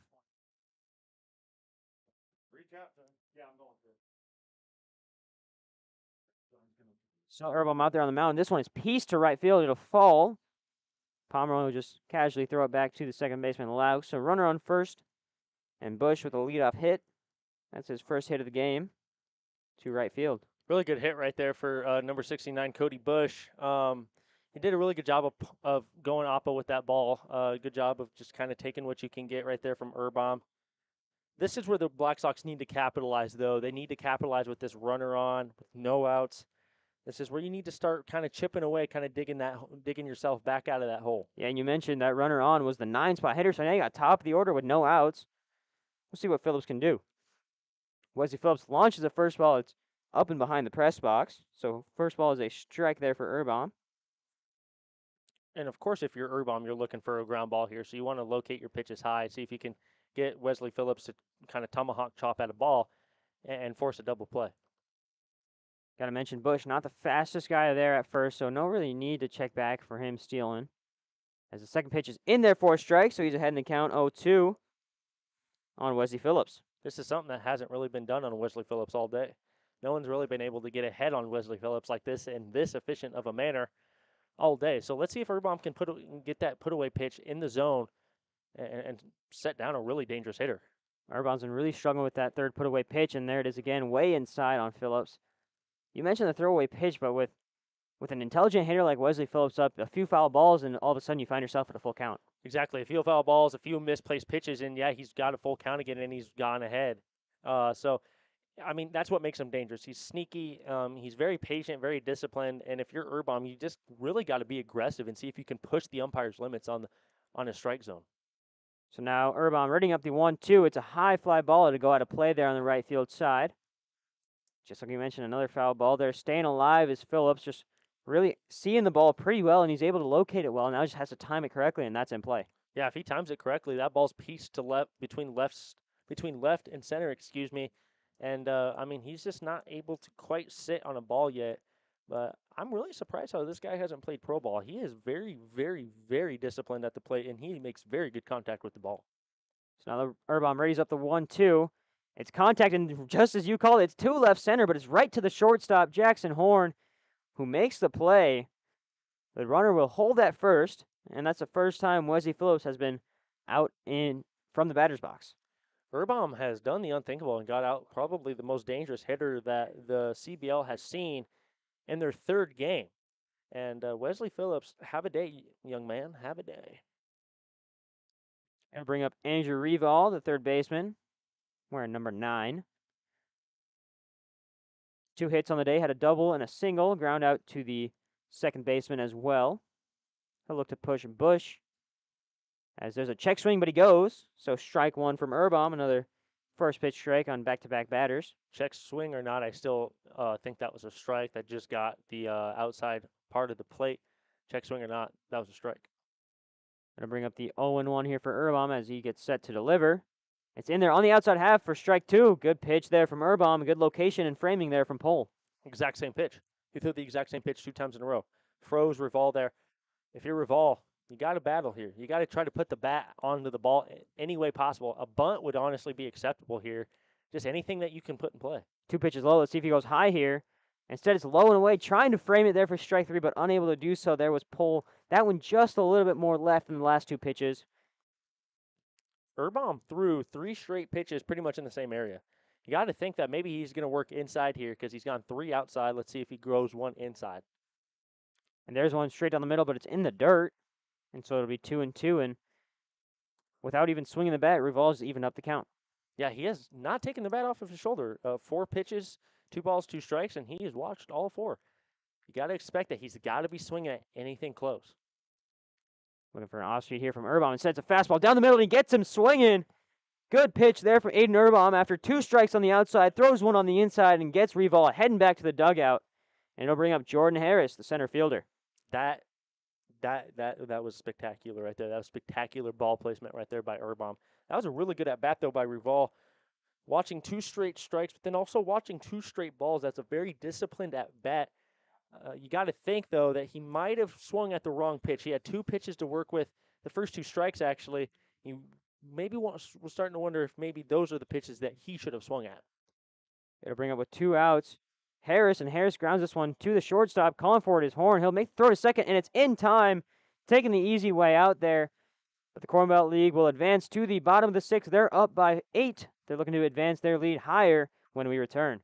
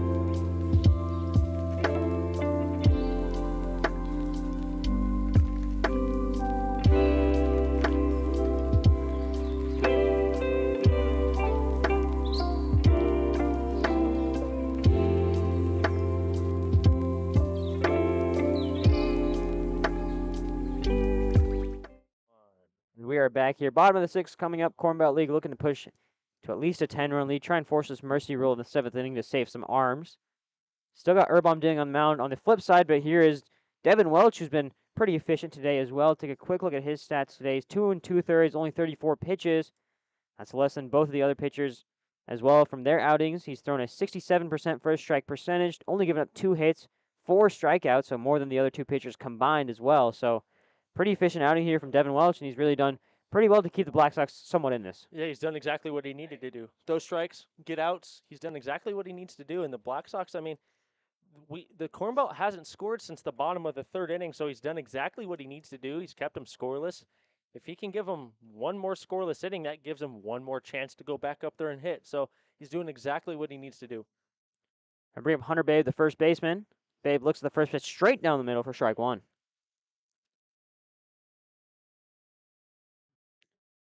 So they put the count 0-1. Welch looks to deliver quickly again, and he's already at it. And Babe rips this one down the gap, in between the 3-4 gap, and it'll go right to the right fielder. And he'll head to first base.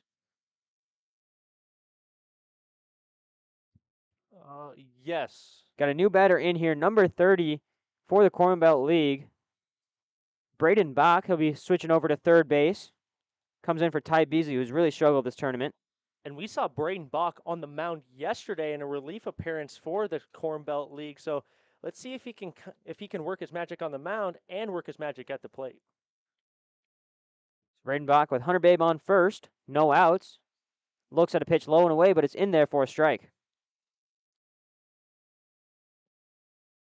And now Welch looking quickly to deliver as Bach steps back into the batter's box. 0-1 the count is. Bach taking his time with some practice swings, and now Welch is ready and set. And Welch delivers the 0-1. It's low and away, and this one misses the corner, so it's 1-1. Welch is really attacking that low corner. We'll see if he decides to go inside on Bach now, try and change that horizontal level. Or maybe he can go up and try and change the eye level as well from Bach. Checks on the runner at first, does Welch, and now he's ready and set to go for the 1-1. And Braden Bach lifts this one all the way into field number 2 to our right. So it'll be a 1-2 count coming up here for Bach. Hunter Babe's on first, reach on a single to right field. And now Braden Bach readying up here for the 1-2, and Welch gets set and delivers. This one way up and inside, so it's 2-2. Really intelligent look there from Bach to get out of the way and force an even count. And Bach will step back in, ready himself up here. Hunter Babe's on first base. Bottom of the 6th, 2-2 the count, nobody out. Welch delivers, and it's low. They try the back pick on Babe, and it's into right field, and Hunter Babe is going to head over to second on the throwing error by the catcher. E2 pushes Babe to second base. It'll be a ball, so full count coming up for Braden Bach as well with the runner in scoring position. This is where Bach can deliver. On the year, Braden Bach, 14 hits, 2 RBIs, 5 walks, 11 strikeouts, hitting .359, so a big 4-contact hitter there during his season for the Crop Dusters. Sorry, for the Royal Blue Dyes, I should say. See if he can push Babe either to third or home. And Bach fouls this one directly back, so he's staying alive. It'll bring up the 7th pitch of the at-bat. And I understand Sibley's aggressiveness behind the plate there to try to gun down a very aggressive lead from Hunter Babe right there, but he threw it a little too outside the bag, and the first baseman Pate wasn't able to get a glove on it. That's just a costly error that puts runners in scoring position for the Corn Belt. Hunter Babe on second, advancing after the failed back pick from Sibley. And there's a pitch outside, so good look there from Bach, and he'll head over to first base. What an at-bat right there from Braden Bach. Draws a walk in his first at-bat of the tournament, and that's exactly what you wanted to do. He went out there, worked the pitch count of Devin Welch, and you can kind of start to see Devin Welch, his fatigue maybe playing a little bit of a factor here, and this is where the Corn Belt has got to take advantage. It'll bring up Anthony Pohl, looks over to Hobbs for a sign, and now steps into the box here. And Welch with runners on first and second. We'll see what base running the Crop Dusters decide to do. Pohl showing bunt. He lays this one down. It's a foul ball. And if Pohl can get one down here, put 2 runners in scoring position, that would be huge. You don't have the fastest guys out there in Babe and Bach, both of them pretty good power hitters, 4-contact hitters, but Pohl's trying to advance and put them both in scoring position for Laux. And I think that's exactly why Hobbs is playing the small ball game here, because he recognizes that his hitters don't have the greatest amount of speed, so a bunt laid effectively can work almost as a replacement for lack of speed.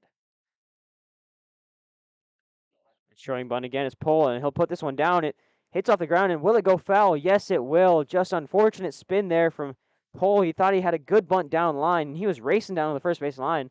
If that had just stayed fair, I think Pohl could have made it. Oh, Pohl could have definitely made that, but Pohl is setting way way too close to the plate. He's got to take a step back out towards the back half of the batter's box, and he's got to let that ball travel into the bat. He's got to have soft hands and let that ball travel into the bat. He poked it out a little too much, which resulted in the spin, which pushed it foul. So now with the count 0-2, Pole's got to swing at this one. And he'll take a look at Hobbs for the signal, step back in, and get ready here as well. Just still taking a look around the mound. He's still taking a walk and looking at the umpire who stepped away from behind the catcher and is looking at something. Looks like there is a timeout by Bach on first. Maybe a problem with his helmet and miscommunication between Bach and the umpire. Maybe the umpire did not know that Bach came into the game. Only time we'll be able to tell here. I'm not sure what is going on. Pole's having a nice conversation with Sibley there, both of the catchers. I'm not sure what is going on here. But yeah, the umpire's looking around. Maybe they saw a fly ball, a foul ball coming from a different field, but it doesn't look like anyone's making any big rush to get the foul ball out. And everyone's kind of just taking a nice little walk around here. No one's in their set position. Welch is still just tossing the ball behind his back and hitting it up with his glove and enjoying himself out there on the mound. What?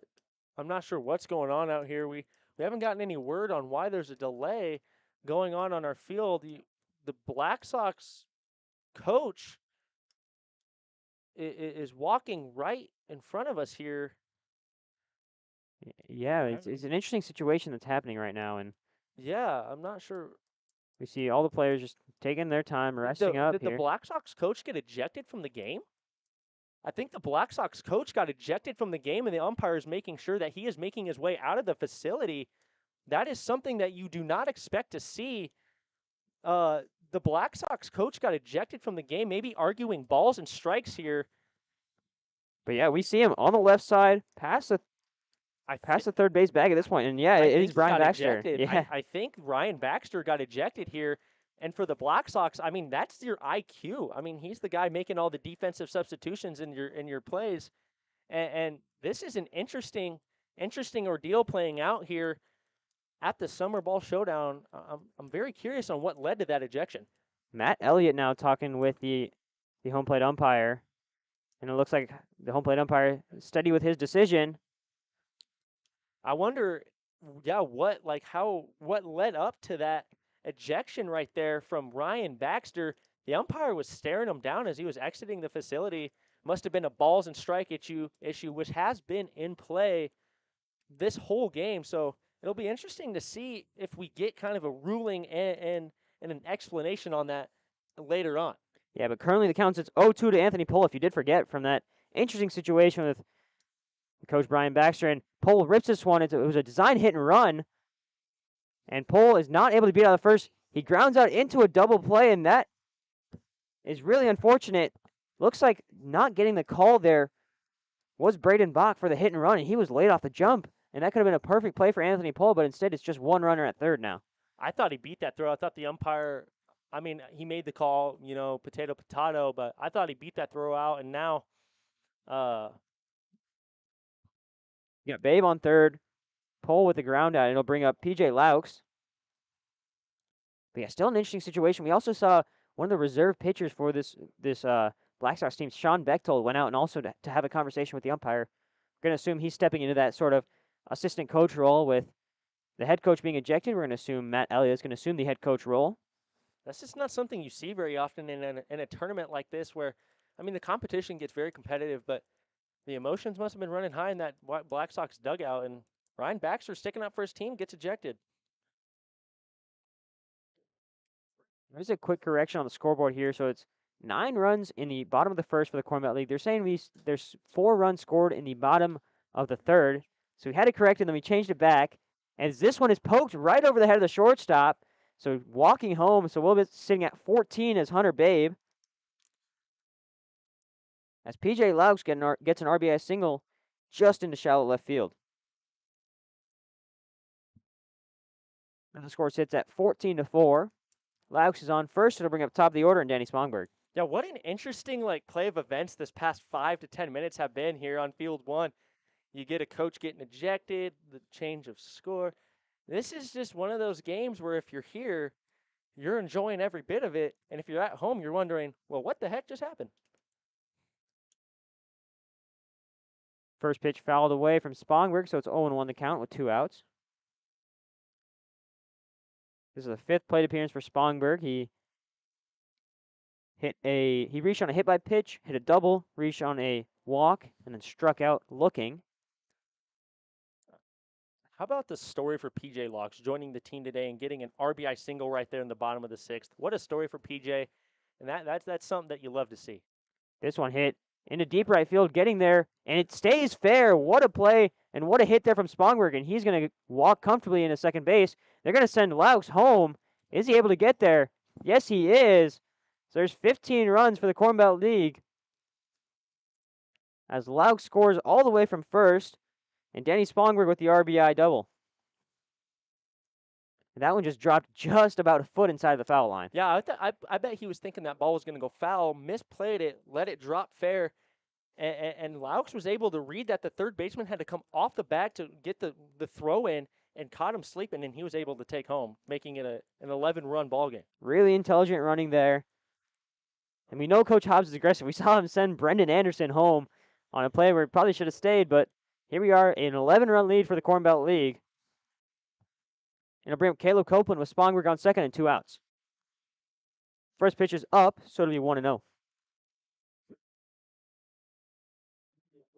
They just announced that there's fireworks going on at the end of the game on Field 5, but the fireworks have actually been here on Field 1 tonight. It has been quite an electric game. Storylines coming from both dugouts as the catcher Lively goes out to talk to his pitcher, Devin Welch. Looks like they're going to let Devin Welch finish his game out, but just trying to get him under control here. You're facing a hitter in Caleb Copeland who reached on an error in the 3rd inning and then grounded out to the second baseman in the 5th, and now he's up again in the 6th with a runner on second and Danny Spongberg. You're expecting Spongberg to go steal here, get his 4th steal of the game. We'll see if Welch can do that quick turnaround pickoff, but instead it's a throw outside, so it'll be 2-0. Yeah, this is where he could utilize that quick pickoff move right there, that quick spin where he absolutely just unleashes the ball. Yeah, and we've got a 2-0. He's got a 2-0 count. Let's see if Caleb Copeland can put one in play. Yeah, Caleb Copeland ahead of the count, and 2-0 count here for Caleb Copeland. As that pitch is dropped by the catcher, so it's 3-0.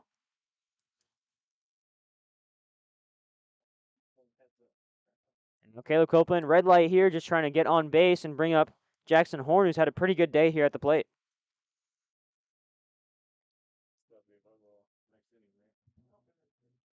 And there's a walk, 4-pitch walk, and Caleb Copeland will head over to first. And Devin Welch really just lost his command here. He pitched very well coming into this inning, but 2 runs given up here, and runners on first and second. You're expecting double steal here, especially with the speed of Spongberg. But you got to watch out for that quick spin pick from Welch. I have nothing but good things to say about Welch, though. He went out there, did his job, and he dealt. Hats off to Devin Welch right out there on the mound for the Black Sox. He did what he was supposed to do, came in, pitched strikes, gave his defense a chance to get back into this game. And hats off to you, Devin Welch. You've been great out on the mound today. There's an interesting discrepancy here in the score. We have 15. The scoreboard out in left field has 15, but the game changer has 14, so we're still trying to figure something out here as that pitch is inside on Horn. So we're sitting at 2-0 count. Either way, the run rule will come into effect at the end of this inning. So, end of the next inning, I should say. It's yeah, 10 end after of the 7. Next half inning, right? End of the middle of the 7th. Excuse me. That 10 after 7 rule will come into effect here as long as the Corn Belt League is able to hold off Wichita in the top of the 7th. The top of the 7th has been a dangerous inning for the Corn Belt League. We saw it yesterday. They gave up 6 in the top of the 7th. Trying to not have a repeat of that here as it's a 3-0 count against Devin Welch, working against Jackson Horn, trying not to load the bases here for BA. That pitch is in there for a strike, so 3-1. Yeah, BA can break the game open right here and potentially make it a 15-run ball game, and that's just a hole that is almost impossible to dig out of. Pitch swung on there to the shortstop. Spongberg leaping over it. The play is made at second for the out, so we're going to head to the top of the 7th. It's an 11-run lead here for the Corn Belt League. They're trying to close this one out and run rule the Wichita Black Sox as we head to the top of the 7th.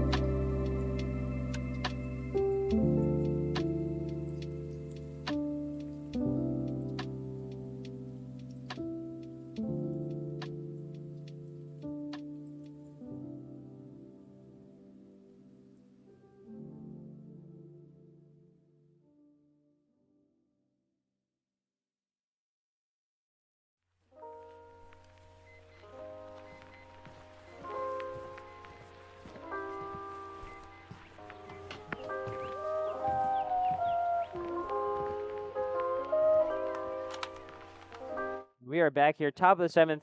Another score change here. We finally get things cleared up. It's 9 scored in the bottom of the first, 3 scored in the bottom of the third, and then 2 scored in the bottom of the sixth. That's 14-4 our score currently. So the scoreboard out there in left field is wrong. So we will make sure not to look at that for the time being. And in the top of the 7th, we've got still Aiden Erbaum dealing out there on the mound. First pitch is inside for ball 1. And he'll be working up against Braxton Byfield. Second pitch is outside from Erbaum, so it'll be 2-0. I'm really surprised we're seeing Erbaum out there. I fully expected to see a closer, but Hobbs, Coach Johnston Hobbs, is obviously saving his arms for a more urgent situation, and he's trusting Erbaum's stuff, and he's going out there to close this game out. I mean, when you talk about rested arms for the Cornette League, you got Fleming, Hughes, Wing is still rested because he only throws about 11 or 12 pitches every night. And then you potentially have Aaron Madden tomorrow, and then the day after that, you'll have Zane Layden ready. So a lot of good rested arms here for the Cornette League, and you can still rely on Adam Egger. He's still the best pitcher the Cornette League had this summer, so it'll be interesting to see how Johnston Hobbs works through this pitching rotation throughout the rest of the tournament. As that one just misses outside, so it'll be 3-2 the count, a full count here on Braxton Byfield. Well, I'm just called that a strike, so I'm not sure what he was looking at. Not much change from the fourth pitch to that fifth pitch. But you never know what the umpire sees. Can't argue. And this one swung on, sawed off the inside of the bat, closing down on his horn. Is he able to make the play at first? No, he's not. The throw is late. So an infield hit there for Byfield, and he'll head over to first. Yeah, sawed him off, got it just past the pitcher and the shortstop. That's the infield's version of no man's land. Got it just between the pitcher and the shortstop, and the White Sox can prevent a run rule here if they can get some things going. Got Chris Selle, the designated hitter. Sorry, pinch hitting for the designated hitter, Rudisil. So now Selle is going to be up to bat here on the tournament. Selle is 0 for 5 with 2 strikeouts. He'll look to advance Byfield and break his slump in this tournament. Runner on first is Byfield, no outs. 0-0 the count here for Erbaum. Erbaum looking to go 6 complete innings after coming in for Eggert, after Eggert gave up 4 in the first and pitched 6 scoreless innings. There's a first pitch strike there. Huge first pitch there against Selle. Selle's really struggled this tournament, I should say, when he's behind on the count. Yeah, a strikeout here or a ground ball would be huge for the CBL team.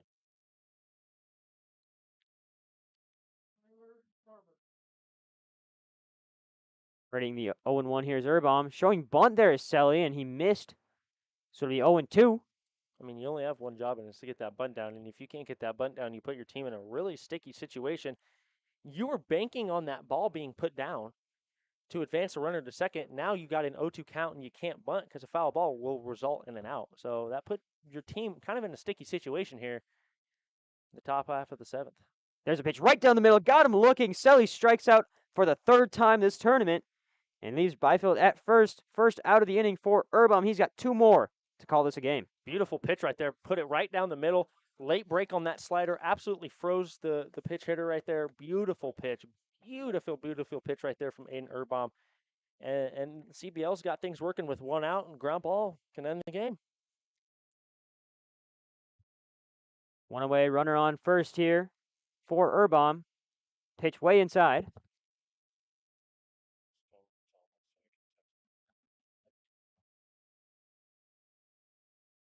And now Erbaum readying here. The count is 1-0. And with the count 1-0, Erbaum gets set, ready to deliver here. Byfield's on first. We got Pate at the plate here, and Pate rips this one into left field, but it's gonna fall foul. Pate absolutely got all of that one in just a touch early. That was the hardest hit ball we've seen from the Wichita Black Sox all game, but unfortunately, it's a foul ball. That would have been huge for them. That most likely would have scored the run. That would have brought them out of the run rule. But unfortunately, just wasn't able to straighten out that bat enough. And Pate's been doing this all game, working pitch counts, getting a hold of some balls. And I wouldn't be surprised if he pieces one up right here. Yeah, Erbaum approaching that mental state where you're hitting a wall a little bit with your pitches. You know, you're not getting as much movement on your curve as you'd like. As Pate rips this one, another one foul, so it'll be 1-2. But yeah, his pitches aren't moving as much. His fastball doesn't have that much bite when it's going downhill. We'll see how Urban can adjust now with Byfield on first. Pate 1 and 2. Got to look for a put-away pitch here. Yeah, you got to look for a put-away pitch here. And like you said, the velocity doesn't look like it's as lively as we saw 2 or 3 innings ago. And you got to think that Urban's fatigue is starting to come into play. I think this might be one of the longest outings he's had all year. And if you're Urban, you got to just muster enough to carry you for 2 more outs. Yeah, and 2 more outs, and even just 1 more strike and make it 1 more out here. Just got to put one in low corner. Let Pole do his work behind the plate. He's framed a few good ones today. Let him frame 1 more for a strikeout. As Urban readies a 1 and 2. Gets set and delivers. It's a swing. It's a chopper to the third baseman. Can they get the 1 out at first base? Yes, they can. Good throw there from Bach over to the first baseman, Babe. Byfield will advance to second, but it's 2 away here for the Wichita Black Sox. Beautiful play right there to get that ball on the hop, field it, bring it, nice glove to ball, throw hand transition, and he was able to throw that one on the run. Almost reminds me of a Nolan Arenado type-esque play right there. Give him the platinum glove. I mean, why not? Compare him to Nolan Arenado if he's that worthy. He's that worthy. Braden Bach doing an excellent work out there. Covering for Ty Beasley. Came in to pinch hit for Beasley, and now playing that hot corner at third. And now to bring up Sibley. And Jordan Sibley on the day has reached every single time he's been at the plate. So we'll see if Aiden Urban can break that streak here and end this game early. Needs 1 more out. Runner on second is Braxton Byfield. First pitch is in there for a strike, low and away. What a good pitch that is from Urban. That's a beautiful pitch right there. I mean, that sets up your future pitches. I mean, you work that low pitch. Now you're in the driver's seat. This is no Jesus take the wheel situation right here for Urban. 0-1. Urban gets set and delivers here. And that one's inside. Good shift from Pole to cover that one. Hold the runner at second.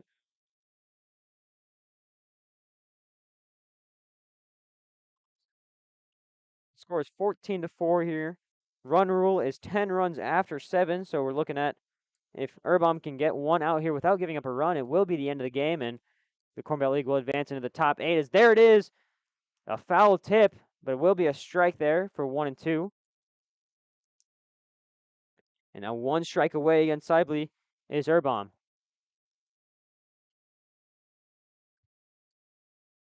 Here's Urban getting set, looking in for a sign from Pole.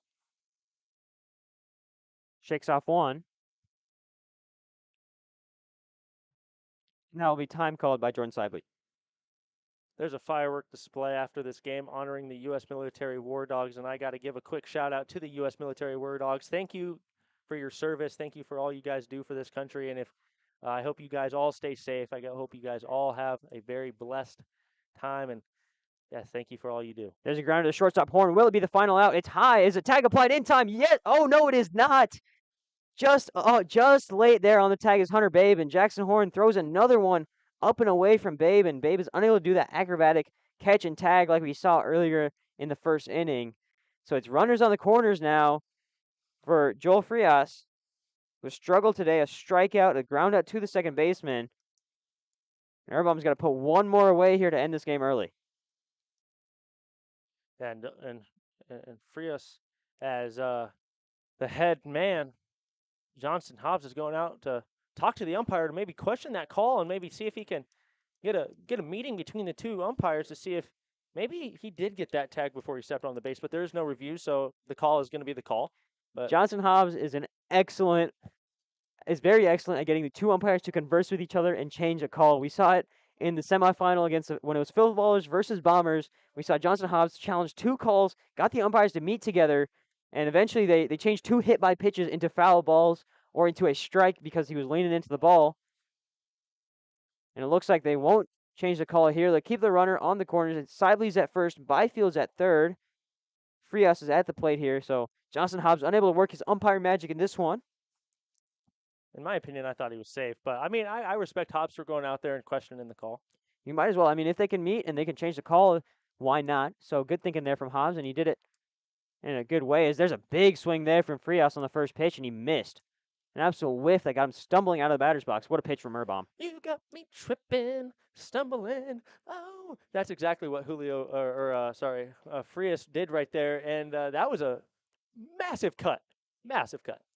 Narrating the 0-1 is that one's in on the inside line for 0-2. Two great pitches here from Urbom. He's one strike away from ending this one. Yeah, this has got to be your best pitch. Muster every ounce of energy that you have right here. Deliver your best pitch. Frias is going to be looking for a home run here. It's pretty much home run or bust. This one lifted into right field. Will it go foul? Yes, it is. Is a catch made from Babe? Yes, it is, and that will be it. That's going to end the game here, 14-4. Corn Belt League run rules another opponent in the Wichita Black Sox. We'll see them tomorrow in the quarterfinals of this 2022 Summer Ball Showdown. It's been 3 opponents and 2 run rules for the Corn Belt League All-Stars, and they'll be headed to tomorrow. We're going to have a quick chat with our player of the game, Aiden Urbom. That'll be posted on our YouTube, our Facebook, our Twitter. You'll see that all over our social media accounts as Urbom comes in, pitches 6 full innings in relief after covering for Adam Eggert's 4 earned run first, top of the first. It was a rough start for the Corn Belt League. They gave up 4 in the top of the first, came back with 9 in the bottom of the first. What an outing it was. Yeah, what an outing right there for Eggert, and what a job by the CBL team right there to respond. I mean, they got in a hole early. They put 9 in the bottom of the first, 3 in the bottom of the third, 2 in the bottom of the sixth, and that was really, they were just able to pull away. Yeah, and you got to credit the Wichita Black Sox, especially their third pitcher, Devin Welch. He did a great job of coming in, holding the CBL scoreless for 2 full innings, gave up 2 in that bottom of the sixth, and that was the difference in this game. Yeah, that was the difference in this game. What a quality win right there for the CBL All-Stars. And shout out to the Wichita Black Sox team. They've got some guys on there who can ball, and they've got some guys on there who can give pretty much any team fits, and they could be fits on anybody's team. So they got some ballers on that team, and oh wow. Saw a celebratory backflip there from the Corn Belt League. They're happy to be advancing in this tournament. That was number 13, Peyton Blinn, the shortstop from the Black Sox, who made that backflip there. And for the Corn Belt League, after devastation last year in the first round of the playoffs, they advanced this year, and we'll see them tomorrow. Thank you guys for tuning in from the booth. This has been Arnav Pokhrel, joined by Ethan McCormick. What a great night of baseball, and we'll be right back at it tomorrow here at Field 1.